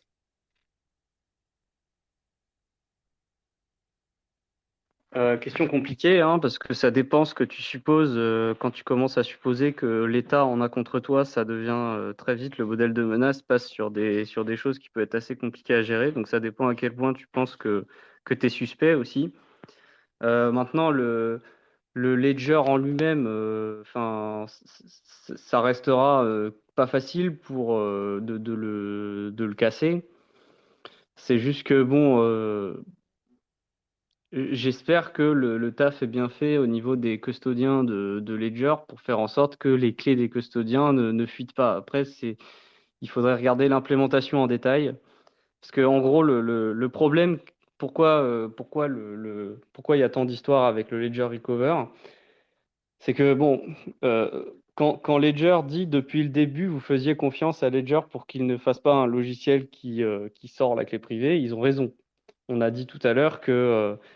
En fait, le Secure Element, il se contente enfin, il fait les choses, mais les choses qu'il fait, quelqu'un les a codées et il fait des vérifications que la personne qui a codé ça, c'est une personne qui avait une certaine clé privée qui est connue uniquement du vendeur. Et donc, effectivement, bah, on fait confiance au vendeur de ne pas signer un logiciel qui sortirait la clé privée du ledger. Et donc ça a toujours été le cas aujourd'hui. Et puis là, voilà que Ledger nous dit, bah, en fait, on a fait un système de secret Shamir, Shamir Secret Sharing qui permet d'exporter la clé privée. Et donc là, ça pose question parce que du coup, ça veut dire qu'ils ont codé un logiciel qui, en partie, permet d'exporter la clé privée. Donc après, il faut regarder bien en détail. Donc c'est pour ça que c'est pas forcément évident, mais il faut bien regarder en détail. Est-ce que les shards qui sortent du ledger sont chiffrés directement avec les clés des custodiens? C'est ça la question qu'il faut se poser. Parce qu'il peut se passer deux choses. Il peut se passer que le ledger fait sortir les shards, donc les morceaux, les shares de Samir Secret Sharing, il peut les faire sortir uniquement chiffrés avec une clé symétrique qui est sur les ledgers, mais que ça transite en clair après sur l'ordinateur. Donc c'est-à-dire que votre ordinateur, quand il va prendre les morceaux qu'a sorti le ledger, et il va les surchiffrer avec les clés publiques des custodiens, et ensuite il envoie ça aux custodiens. Dans ce cas-là, on peut intercepter les clés sur l'ordinateur directement. Donc il suffit simplement d'avoir un ordinateur, entre guillemets, qui fait tourner un ledger live et qui contacte les custodiens à votre place, qui font le KYC. On peut imaginer que comme c'est l'État, il fait le KYC à votre place.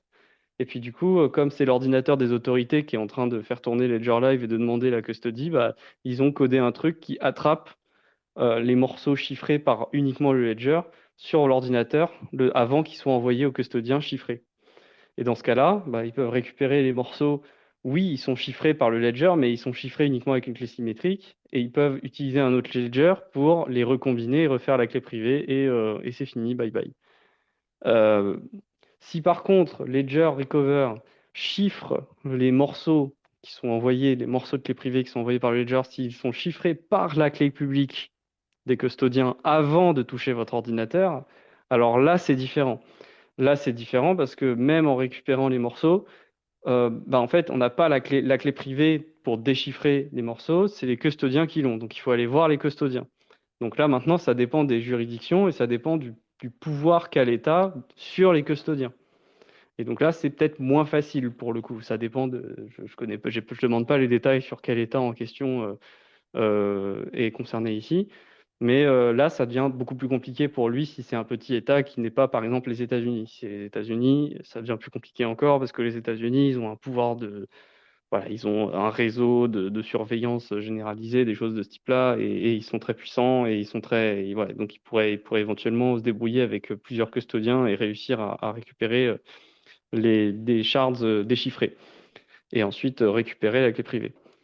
Alors que avant Ledger Recover, ce qu'il fallait, c'était que le fameux État anti-crypto, il aille voir Ledger directement et qu'il dise à Ledger, codez-moi un logiciel qui extrait la clé privée.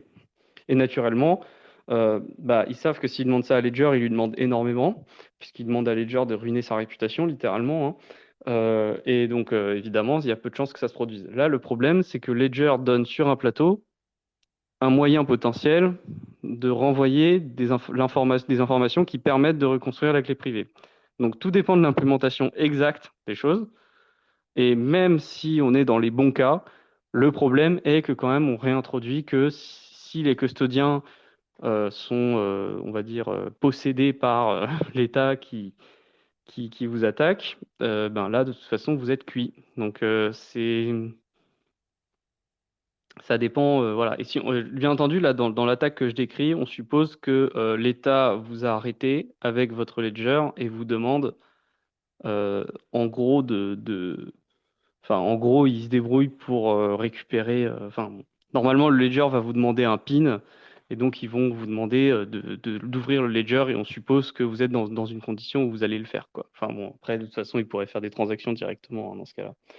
Enfin bon, bref, c'est subtil.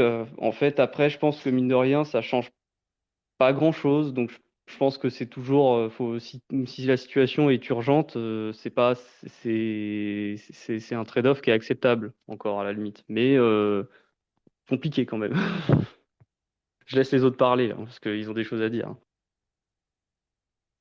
Ouais, moi, c'est pas vraiment sur, comment dire, Ledger en lui-même, c'était plus sur le fait comment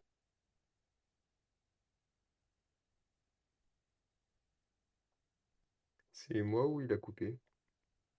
Non, non, il a coupé, on Bon, l'entend plus. bon, bah vas-y, Loïc, en Il attendant s'est que tu fait reviennes. censurer.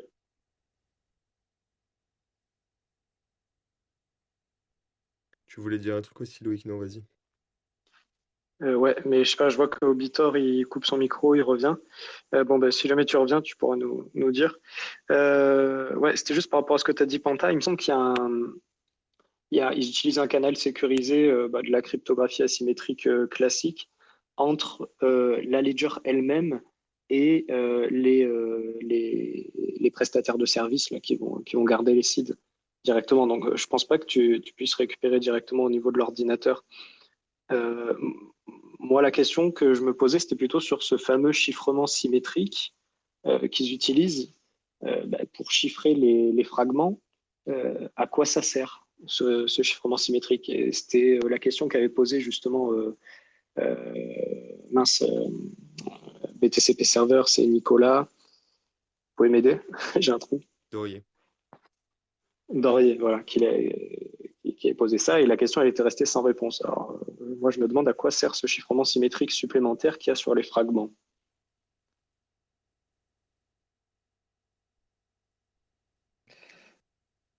Bah, on se pose tous la question, mais si je peux me permettre, et pour compléter ce qu'a dit Pantanis, si j'ai bien compris comment ça fonctionne, évidemment, selon les détails d'implémentation, ça peut être plus ou moins grave, mais si j'ai bien compris, de toute façon, ça crée un énorme vecteur d'attaque si on peut restaurer l'acide par les deux custodiaux qui ont tes shards.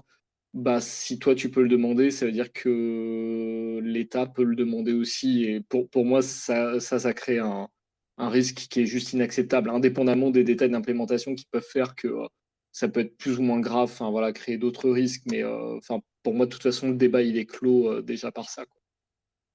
En fait, après, moi, là où c'est subtil, c'est que le ledger, il va de toute façon te demander une confirmation physique. Et donc, en fait, de base, si l'État, entre guillemets, arrive à forcer la chose en demandant une confirmation physique au ledger, il peut demander une confirmation physique pour faire des transactions aussi. Donc, de base, c'est cuit depuis le départ, entre guillemets, quand on suppose ça.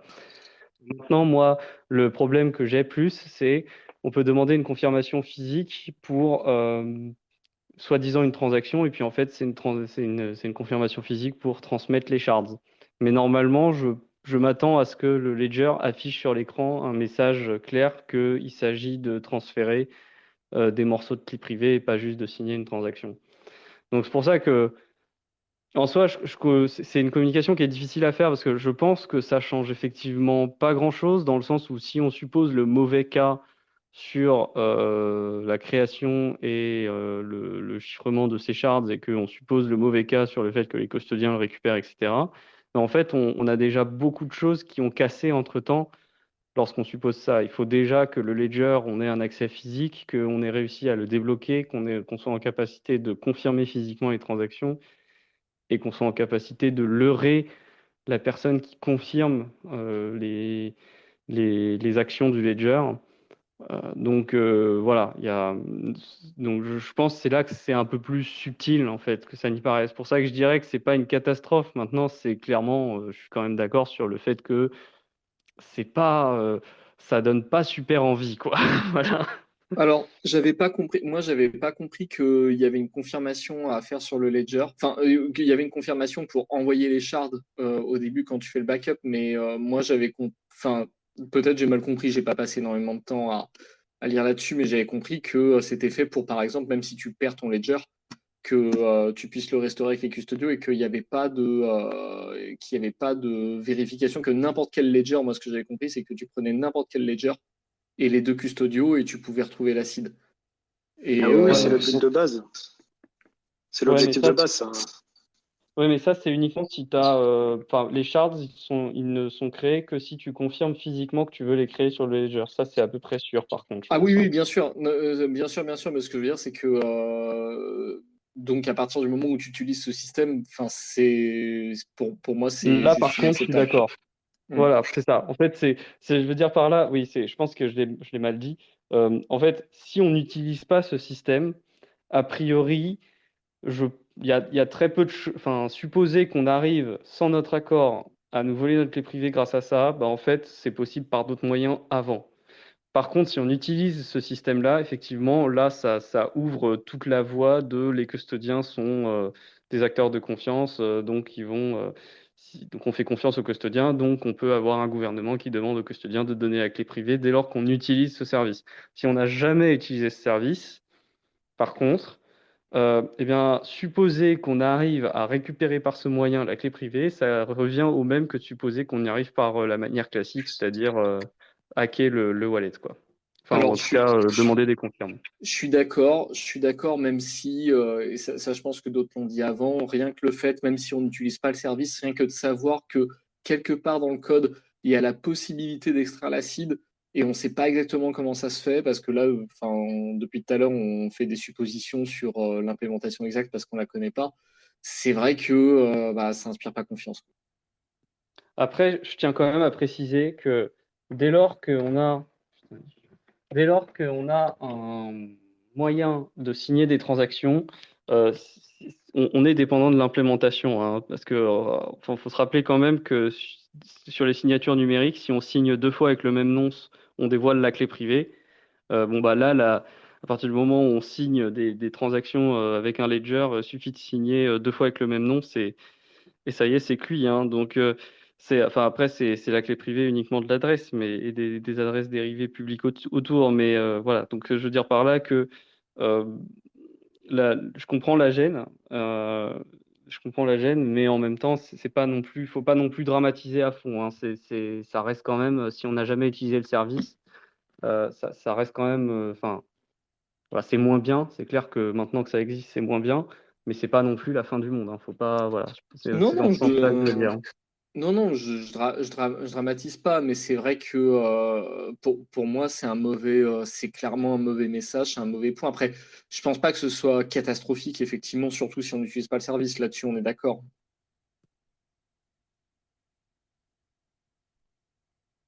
Ouais, je suis désolé, je sais pas si on l'avait entendu quand je parlais tout à l'heure. Enfin, je pose Non, la question. non, non, on n'a rien entendu. T'as coupé quasi au moment où tu as commencé à parler, ça a coupé. Ok. Du coup, bah, c'est pour parler, comment dire, de la résistance à la censure à la personne, par exemple, qui va dans un pays où les cryptos sont interdites. D'ailleurs, je pense enfin, pour la personne en question, ça va être important d'utiliser des trucs comme Tails, puisque si elle commence à utiliser Ledger Live et que là, on le voit, comment dire, il y a des communications en fait qui sont faites avec Ledger pour envoyer par exemple des shards, etc. Le problème, c'est que ça peut être des serveurs en fait qui sont connus de Ledger, enfin des serveurs de Ledger qui sont connus publiquement. Et à ce moment-là, on pourrait avoir, comment dire, de la surveillance entre guillemets, que ce soit par DNS ou directement de la surveillance poussée en DPI, etc. Et savoir qu'une personne est en train d'utiliser enfin, des logiciels en fait de Ledger dans un pays où ça l'est pas, donc ça pourrait poser de très gros problèmes, en plus de l'acquisition, etc. Donc si la personne peut essayer de changer pour soit un setup justement qu'utilise TailsOS pour router entre guillemets tout ce qui est comment dire le trafic de Ledger par Tor, ou alors d'utiliser carrément, enfin de faire son propre portefeuille avec des solutions comme Spectre, SeedSigner ou il y a Blockstream Jade, si je dis pas de conneries, avec le SP32. Et là, du coup, la personne peut acheter directement plein de petits composants à droite à gauche. Il peut créer de la déniabilité plausible en disant par exemple que son Raspi 0, c'était pour arroser son jardin en faisant de la domotique, etc. Et monter un portefeuille discrètement pour justement éviter comment dire, déjà d'être surveillé et en plus de ça, de ne pas être restreint par l'État, parce que voilà, il n'a pas la connaissance du fait que vous utilisez en fait Bitcoin, quoi, ou n'importe quelle autre crypto.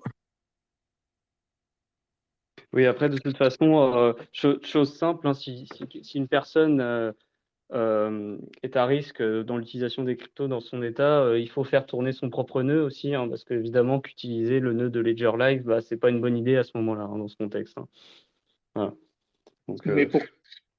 mais ça, Ouais, c'est de la vas-y, excuse-moi. privacy, hein.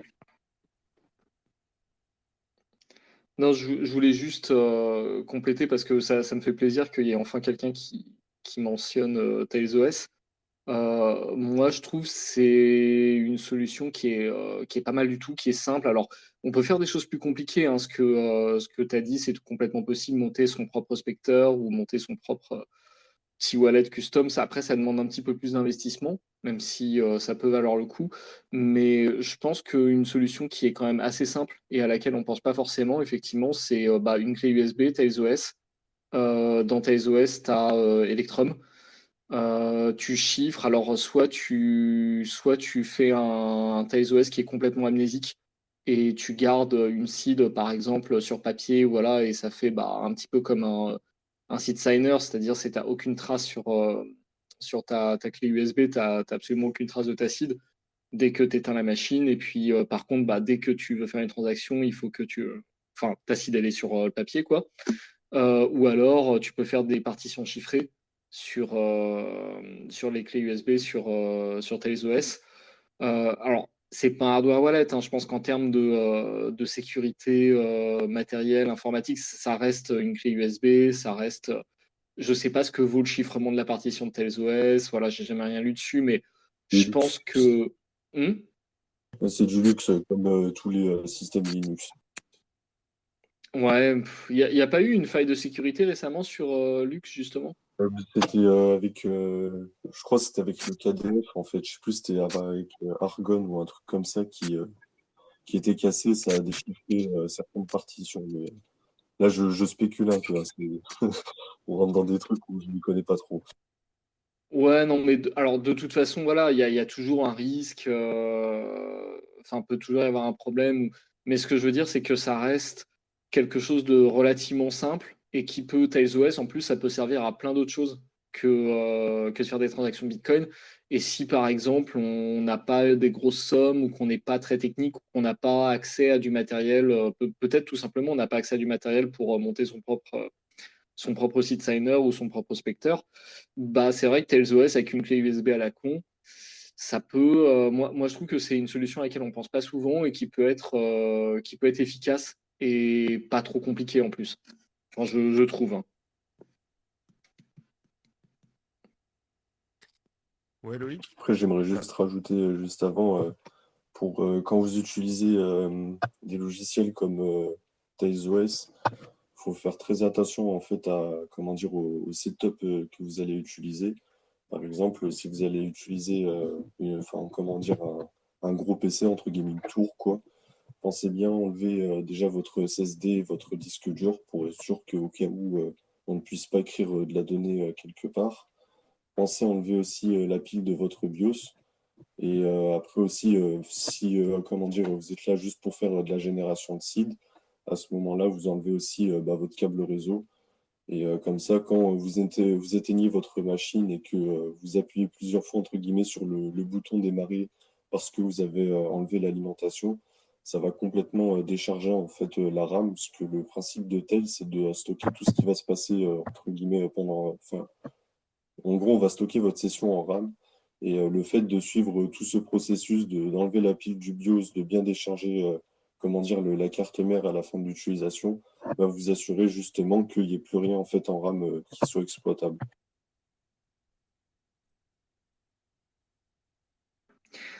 T'as complètement raison, hein, mais après, je pense que pour beaucoup d'utilisateurs lambda, si t'es pas spécialement à risque, tu peux te contenter de brancher. Il faut bien suivre les instructions d'installation de TailsOS, bien vérifier les signatures quand tu le télécharges et bien suivre. Voilà, t'as toutes les instructions sur le site, effectivement, pour être sûr, parce que si ton TailsOS il est verrouillé de base, c'est sûr que ça va pas marcher. Mais je pense qu'on peut avoir une utilisation plus simple aussi sans forcément démonter son PC. C'est déjà pas trop mal. Enfin, pour des gens qui sont pas spécialement à risque ou moi, je trouve ça déjà pas mal. Après, oui, si tu vis dans une dictature communiste et que tu sais que tu es ciblé, voilà, ça peut valoir le coup de prendre quelques précautions supplémentaires. Loïc? Ouais, juste pour revenir sur l'histoire de Ledger, il y a Antonopoulos qui avait fait une remarque qui était juste. C'était que même si sur le système en lui-même, ça ajoute pas forcément de surface d'attaque, Là où ça ajoute une vraie surface d'attaque, c'est sur toutes les attaques de phishing. Va y avoir énormément de tentatives de faux sites web avec Ledger Recover qui vont te dire ouais, c'est là le service Ledger Recover, vous pouvez mettre votre seed, on vous fait le truc. Donc rien que le fait de mettre ce service disponible, ils vont créer de nouvelles attaques phishing possibles sur les ledgers et sur les seeds. Et oui, après, moi, j'avais juste parlé du chiffrement symétrique parce que leur marketing était assez bizarre autour de ça. Si on regarde toutes leurs pages qui parlent de Ledger Recover, etc., ils disent que la seed, que justement les shards, les fragments du SSS ne sortent pas de la Ledger sans être chiffrés. Mais en fait, ce chiffrement symétrique, bon, il s'avère qu'il n'est pas très utile finalement à un niveau individuel. Il a seulement une utilité au niveau collectif dans le cas d'une masse attaque. Mais voilà. Et en fait, finalement, ils ont tourné pas mal leur marketing là-dessus. Mais en fait, la seed, qu'elle sorte chiffrée ou pas chiffrée, ça change pas grand-chose dans leur cas. C'est pour ça que j'avais parlé de ce chiffrement symétrique avec l'histoire de la master key qui est présente sûrement sur toutes les ledgers. Il y avait. Ouais, Et après, d'ailleurs, là-dessus, t'as parlé du fait que ce chiffrement symétrique pouvait servir en cas de mass attack. C'est quoi le scénar qui est imaginé derrière ça? Enfin, mais t'as des détails là-dessus? si tu as d'un coup tous les shards Skelix de tous les custodians, bah, du coup, ils seront chiffrés. Et en fait, le seul moyen de les déchiffrer, c'est de les balancer sur une ledger. Les ledgers sont en vente libre, mais du coup, tu peux pas faire une récupération de tous les bitcoins en masse. C'est pour ça Ouais, que je dis ok. qu'il y a un risque au niveau individuel, c'est-à-dire qu'au niveau individuel, s'il y a un mec qui veut juste attaquer tes propres bitcoins à toi, ça change rien, parce qu'il suffit qu'il achète une ledger, il y aura la master key dessus, il pourra déchiffrer les shards. Mais s'il y a un leak massif de tous les shards des custodians, ça permet de limiter la casse, parce que du coup, il faudra faire ledger par ledger, à chaque fois acheter une nouvelle ledger. Donc Il voilà. peut réutiliser la même Ouais, ledger puis plein c'est de fois, non? difficile à manualiser. Pardon? Après, tu peux farmer les ledgers, Non, mais mais effectivement, je il peut pense réutiliser la que. même ledger plein de fois. Oui, d'accord, Oui. mais il est obligé à chaque fois de faire le processus manuellement, de re-rentrer les shards. Tu peux pas faire une récupération de masse. Alors que si les shards n'étaient pas chiffrés symétriquement avec cette fameuse master key qui est présente sur toutes les ledgers, bah, en fait, si tu avais tous les shards Kelix, tu pourrais faire une récupération avec un logiciel de récupération là, en Python. Tu pourrais tout récupérer, tous les bitcoins de tous les shards. Tu vois. Alors que là, non, ça requiert quand même de rentrer les shards chiffrés un par un dans une ledger, de récupérer Ouais. les bitcoins, puis de réinitialiser le portefeuille, de le refaire. Donc, tu peux pas faire une récupération industrielle de masse. Bon, moi, c'est ce qu'on m'a dit par rapport à ce chiffrement symétrique. Je pense que la vérité derrière, en C'est plus de plus cela, légal. parce que bon, pas force. Ouais, peut-être que c'est légal, mais je pense que c'est beaucoup marketing aussi, quoi. Parce que du coup, ça permet de dire, il y a le chiffrement symétrique, donc l'acide, elle sort pas en clair, tu vois. Ouais, ouais, aussi. Alors que finalement, ça change rien en fait qu'elle sorte en clair ou chiffrée. Et Euh, dans donc, le thème, il y a une figure qui demande: est-ce imaginable de demander à générer le backup via un faux ledger live qui enverrait les backups vers des hackers? L'utilisateur confirmerait la recovery de bonne foi. j'ai pas compris. En gros, il demande est-ce Euh, que c'est possible d'avoir un faux ledger live qui entame le processus de recovery que l'utilisateur suit et qui enverrait bah, du coup mais enfin qui leakerait des trucs quoi. ben, ça se passe pas au niveau de Ledger Live, ça se passe au niveau de la Ledger en elle-même. La récupération, tout ça. Les shards, le SSS, il est calculé sur la ledger. Et d'ailleurs, c'est pour ça que les NanoEsk, c'est sûrement pour ça, j'ai pas l'info précise, mais j'imagine que c'est pour ça que les NanoEsk classiques ne pourront jamais implémenter Ledger Recover, parce qu'elles ont tout simplement pas suffisamment de mémoire et de puissance pour calculer le SSS et faire tous les calculs nécessaires à ça, établir les canaux sécurisés, ECDH, etc. Je pense que c'est pour ça. Mais du coup, oui, ça se passe pas au niveau de Ledger Live, hein. Ça se passe au niveau de la Ledger en elle-même.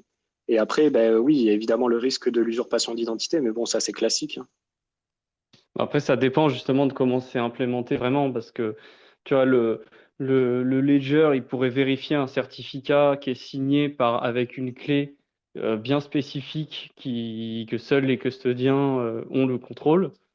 Et puis ce certificat, il faut pouvoir le renouveler aussi de temps en temps, parce que bah, c'est pour ça aussi qu'il y a plein de problèmes, c'est que la clé privée, enfin, la décentralisation au départ, ça a été fait parce que c'est pour éviter le single point of failure. Et là, si les custodiens font mal leur travail et que, par exemple, la clé racine de tous leurs certificats fuite, bah, du coup, ça peut être utilisé pour casser tous les canaux sécurisés qui sont censés aller vers ce custodien.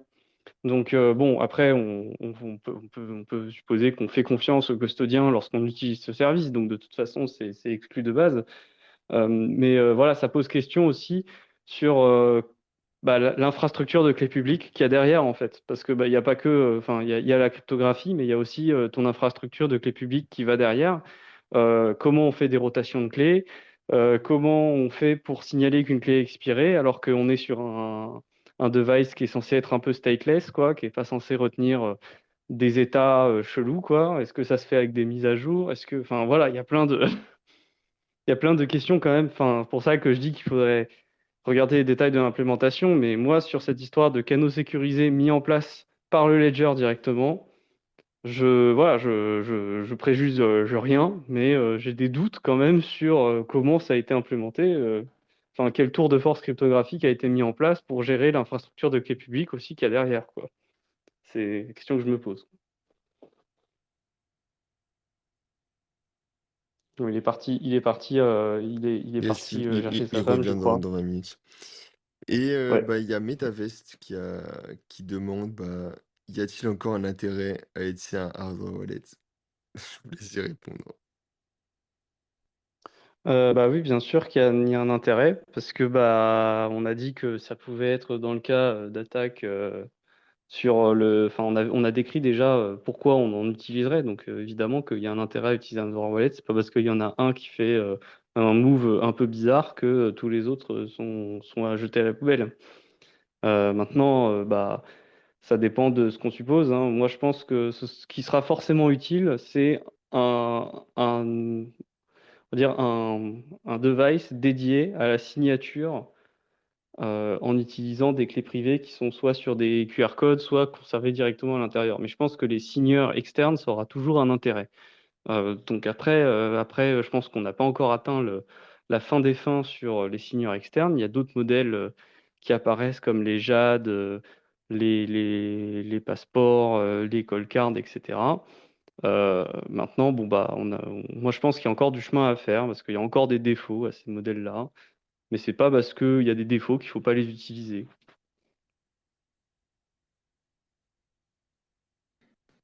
Ouais, je suis assez d'accord. Même si, alors, moi, c'est assez personnel. J'ai l'impression, depuis le début, on a évoqué un petit peu les multisignatures. Moi, alors, je sais que c'est vraiment une question de goût, une question de comment on est à l'aise avec son setup, tout ça. Moi, personnellement, j'aime bien les multisignatures. Et ça permet de mitiger aussi, quand on a des hardware wallets, ça permet de mitiger ces questions qu'on se pose, par exemple, avec ah bah, Ledger fait un move bizarre, ou voilà. Bon, bah, à partir du moment où on a une multisignature, c'est vrai que ça crée d'autres risques, mais au moins ça mitige ce genre de choses, quoi. Et enfin, après là, j'ouvre un débat qui est beaucoup plus large, hein, donc peut-être on va pas s'engouffrer dedans, mais Je pense après sur les multisigs, ce qui est important de préciser, c'est que c'est important que le hardware wallet il propose d'enregistrer ce qu'on appelle la wallet policy. C'est-à-dire que en fait le problème qu'on a avec un multisig, c'est que c'est plus difficile de faire confiance avec l'affichage de l'adresse sur l'écran. C'est-à-dire que les hardware wallets, ils ont aussi comme capacité, ils peuvent vous montrer une adresse qui est dérivée de votre seed et vous pouvez être quasiment sûr, enfin si le hardware wallet n'a pas été hacké, vous pouvez être sûr que l'adresse qui vous est montrée est bien l'adresse qui correspond à votre seed pour recevoir de l'argent et que ce n'est pas une autre adresse qui a été modifiée entre-temps par un hacker via un logiciel, via un virus. Et le problème qu'il y a enfin, pendant une période, le Ledger ne supportait pas ça, ne pouvait pas supporter l'enregistrement de wallet policies. Et donc, pendant un certain temps, le Ledger n'était pas très safe d'utilisation avec des multisigs parce que rien ne garantissait que l'adresse qu'affiche le Ledger était la bonne adresse. Notamment, on pouvait manipuler, enfin, il n'y avait pas une très bonne vérification des XPub qui étaient utilisés dans le setup de multisig. Et donc, bah, on faisait confiance, entre guillemets, à ce moment-là, que les XPub qu'on a rentrés, elles ont bien été communiquées correctement aux wallets. Et depuis, ça a changé. Maintenant, le Ledger et beaucoup d'autres wallets comme le Bitbox ou le Passport ou le Coldcard permettent de vérifier que la XPub des autres signataires d'un multisig est bien la bonne. Et donc, une fois qu'ils garantissent ça, ils peuvent garantir que l'adresse qui a été calculée est bien une adresse contrôlée par le quorum de clés publiques qu'on a dans notre multisig. Donc, ça a beaucoup progressé, mais tous les wallets, pendant une période, ne le supportaient pas. Je ne sais pas s'il y a des wallets qui ne le supportent pas aujourd'hui. Je pense que c'est à peu près le cas de tous. Mais c'est important que le wallet vous propose d'enregistrer le multisig dans le wallet pour pouvoir vous assurer que les adresses qui sont montrées sur l'écran de hardware wallet sont bien les bonnes. Si vous voulez cette garantie-là, bien sûr.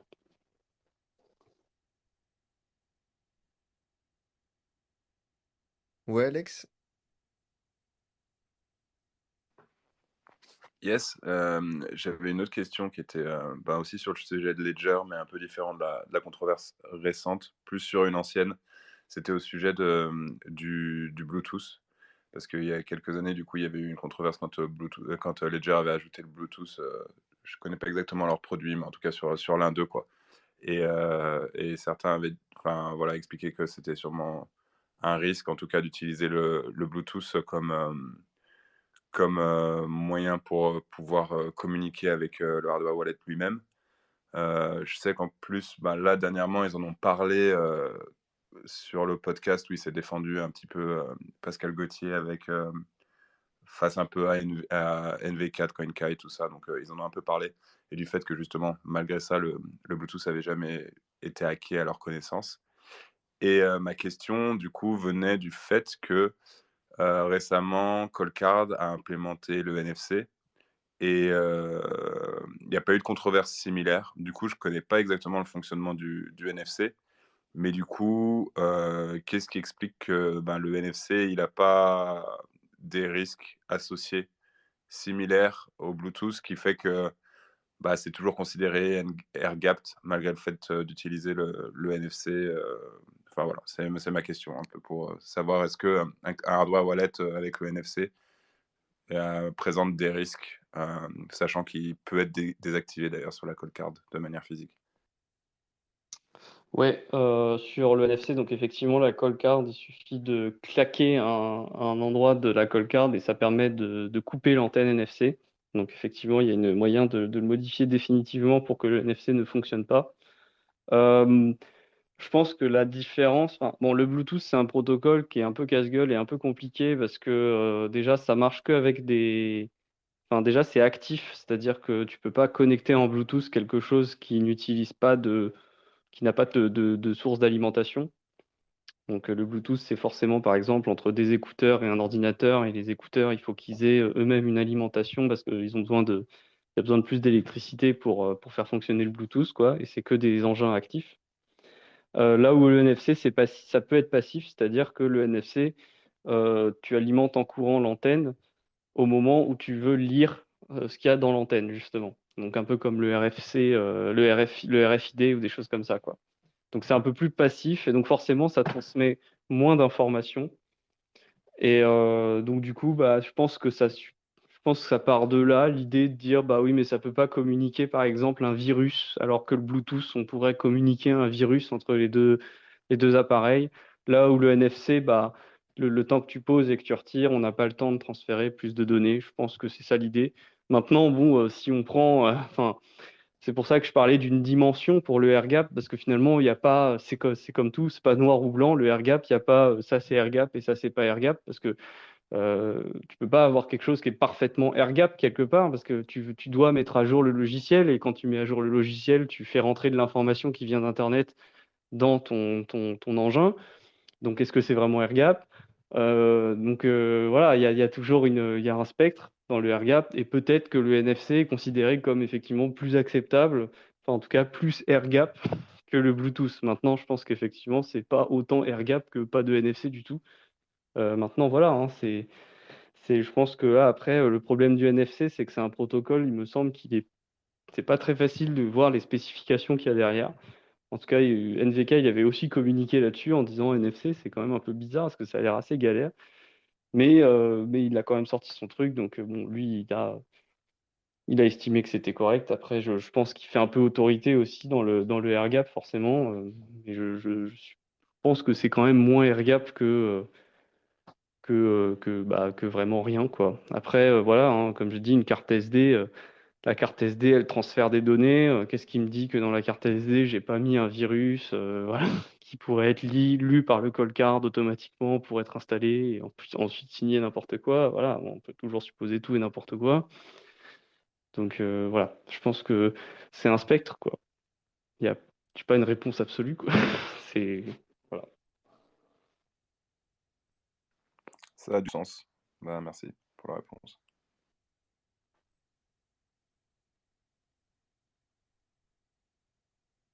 N'hésitez pas à monter, poser vos questions directement plutôt que mettre des commentaires si vous voulez. Je vois qu'on est beaucoup dans le space, contrairement à d'habitude.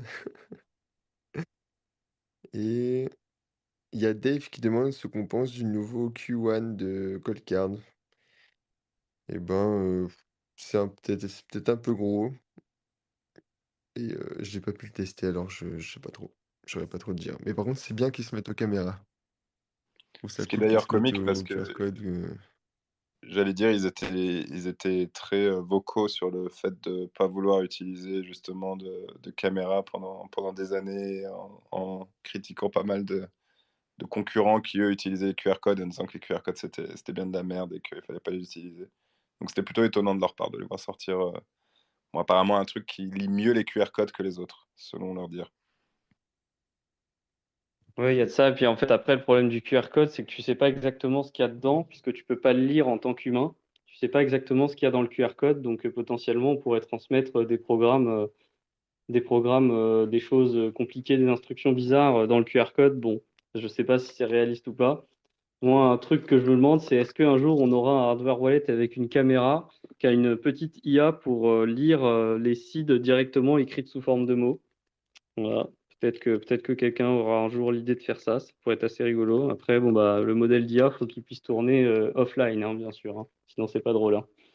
Et Voilà. apparemment, c'est un lecteur de QR code qu'ils ont, pas une caméra. Ah, d'accord, ça change un peu quand même. Je Ouais, sais pas. c'est ça. Et exactement, je crois que je les ai entendus dire ça. Et puis, bonsoir à tous. Ce qui est cool avec le Q1 aussi, donc de Coldcard, c'est l'arrivée du clavier qui soit full. Et donc ça va permettre d'améliorer l'entropie de votre passphrase.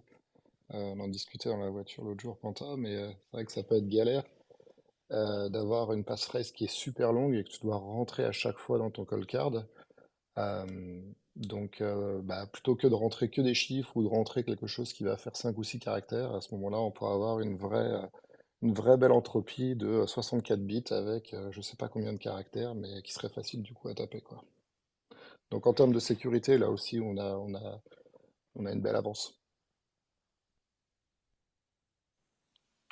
Un autre truc que je les ai vus implémenter dans la Q1, c'est des nouveaux types de trick pins où ils vont pouvoir utiliser par exemple le fait par exemple d'avoir une carte SD particulière qui, si elle n'est pas insérée au moment d'allumer la call card, ben, ça va par rapport, enfin, briquer la call card. Et l'autre jour, je les ai entendus expliquer comment ils avaient pensé à plein de manières complexes en fait de pouvoir interagir avec le hardware pour faire en sorte que juste qu'il y ait des appareils physiques en fait qui servent plus ou moins de trick pin, tu vois. C'est aussi une fonctionnalité que dont je les ai vus parler. Après, je suis toujours un peu dubitatif de ce genre de choses parce que bah, ça suppose que voilà, tu sois en possession de tes moyens d'utiliser ce genre de choses lorsque on te menace directement ou ce genre de choses. Enfin, sinon, parce que sinon, bon, si on suppose que c'est juste qu'on vole juste le matériel, bon, bah, dans ce cas-là, un PIN fait l'affaire en général.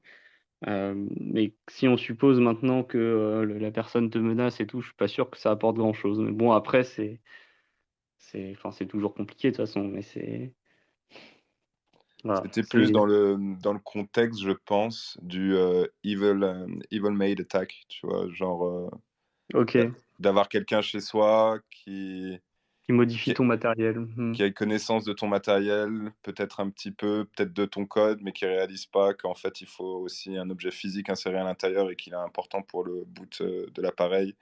Et enfin, je pense que c'était dans ce contexte-là que ça s'inscrivait, parce qu'effectivement, je suis d'accord avec ce que tu dis dans le cas où tu te faisais attaquer.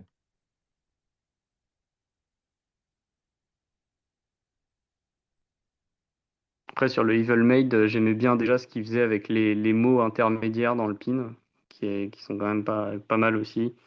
Bon, voilà. Moi, c'est toujours assez intéressant de voir ce qu'ils ont trouvé comme idée originale, Coldcard, pour te protéger de diverses attaques. Bon, après des fois, c'est pas forcément très efficace, et puis des fois, ça a l'air assez intéressant. Maintenant, je connais pas d'études qui dit quelle attaque, quel moyen de défense est le mieux contre tel type d'attaque, donc on va prendre ça au comptant, et puis on va s'en contenter, quoi.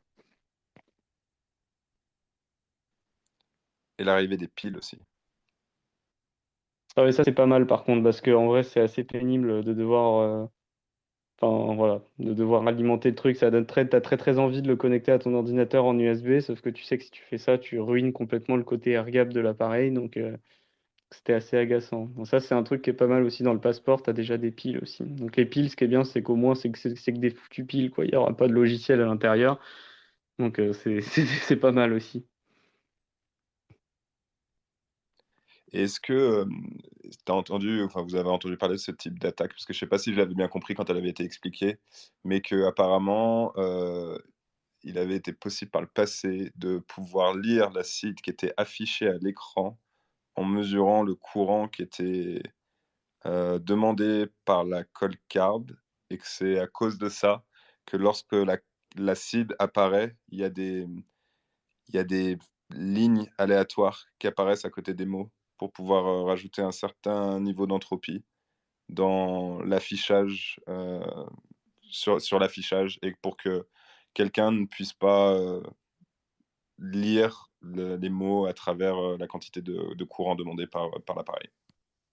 Mec, ça fait des mois que je me pose la question à quoi ça sert. Merci, quoi. Trop cool. Ah, c'est trop cool. Mais je Vraiment, je me crois que suis ouais, posé la c'était ça, question. hein. Je Trop crois que bien. c'était ça.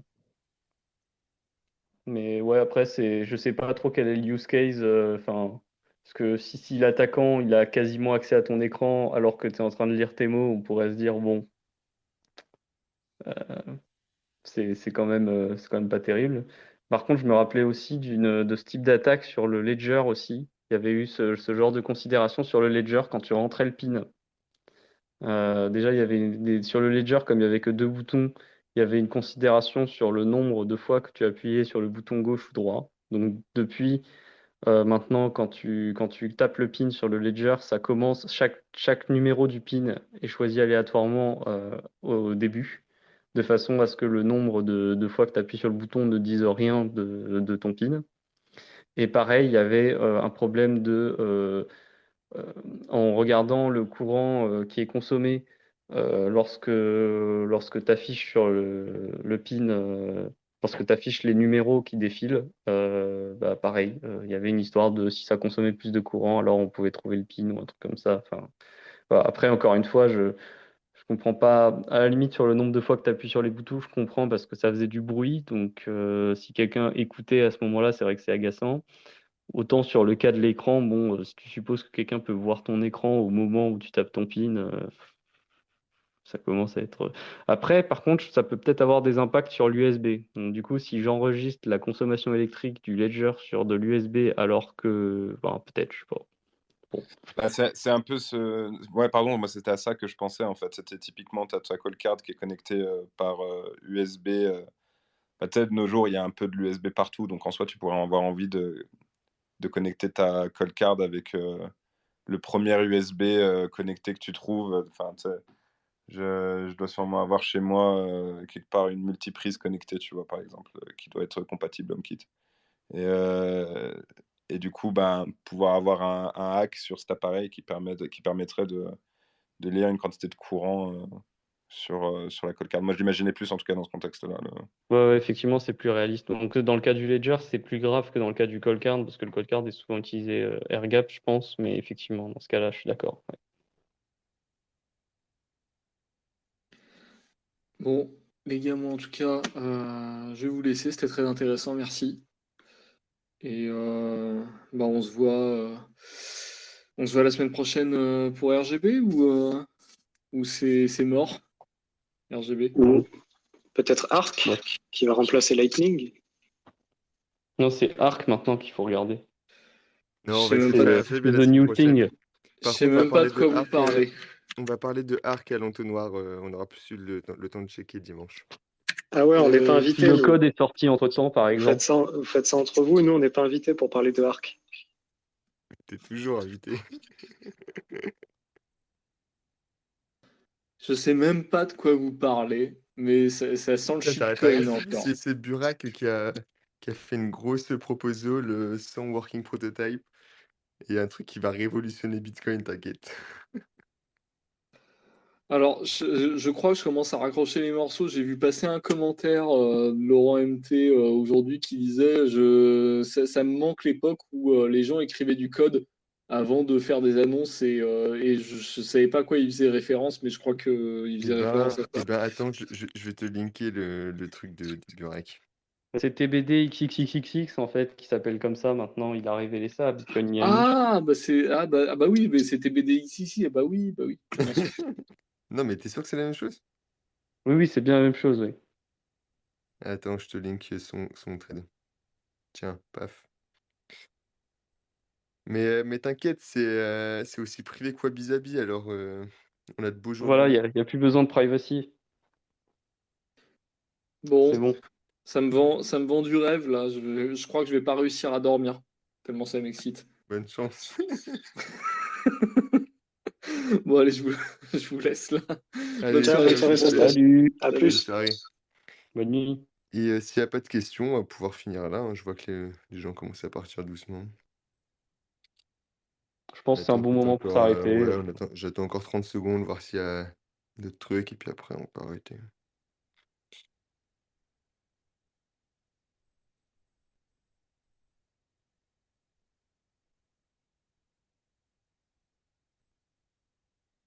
Bon, du coup, semaine prochaine, on fait RGB. On parle, Ponta, je t'avais dit qu'on parlerait de la À création d'un l'UVM. contrat, du Genesis, tout ça, et à Yes, l'UVM, c'est ça. on Ouais. fera la fois On, d'après. À l'UVM, on c'est un va peu trop voir tôt. comment c'est implémenté en fait. Les différents, les single util et la client-side validation, on va voir Voilà. comment c'est implémenté. Disons que le premier épisode, on a vu les concepts de single UCL et de client-side validation. Et là, on va voir plutôt l'implémentation et comment ça se matérialise en vrai, quoi. Avec le genesis du contrat et puis comment se font un peu les transitions d'état sur Le des choses. schéma, tout ça. Ouais, voilà, tout ça, faudra que je trouve des petits schémas dans les prêts. Ouais, clairement, il va falloir montrer le how it works, là, le schéma, les slides avec tout le déroulé d'une transaction RGB pour qu'on se fasse une idée. Et puis après, bon, bah, Yes, après, carrément. les schémas et tout, ça, c'est encore autre chose, mais voilà.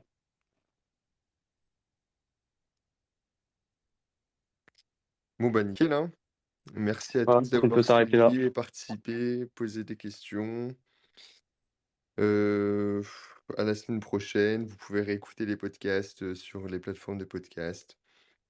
N'oubliez pas que maintenant c'est séparé. Ce replay-là, il sera sur Découpe Bitcoin replay et pas sur Découpe Bitcoin parce que maintenant les trucs quali, on les met à part.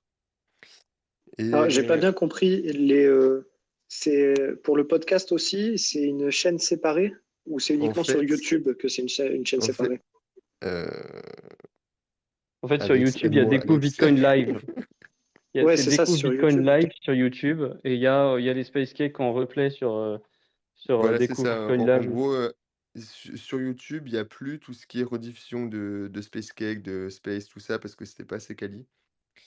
Et par contre, Chaîne principale. il y a les podcasts quali du genre La Ligne Orange qu'Alex a lancé ces dernières semaines, que je vous conseille d'aller écouter d'ailleurs. Et, euh, et voilà. Ah si, si, il y a un YouTube Découvre Bitcoin Live. Bon, bref. Donc Tapez Découvre Découvre Bitcoin Live, il y a Bitcoin et les puis... Space Cake. Voilà. Et sinon, il y a les autres Ouais, je plateformes, comprends plus rien. Fontaine, tout ça. En tout cas, peu importe où c'est, pensez à mettre un pouce bleu et des étoiles et nous suivre, c'est toujours bien. Et puis voilà, hein, à bientôt, à la semaine prochaine pour RGB. À la semaine Bisous, bonne soirée. prochaine. Salut tout le Ciao, monde. merci à tous. Merci à tous, bonne soirée. Bonne soirée tout le monde.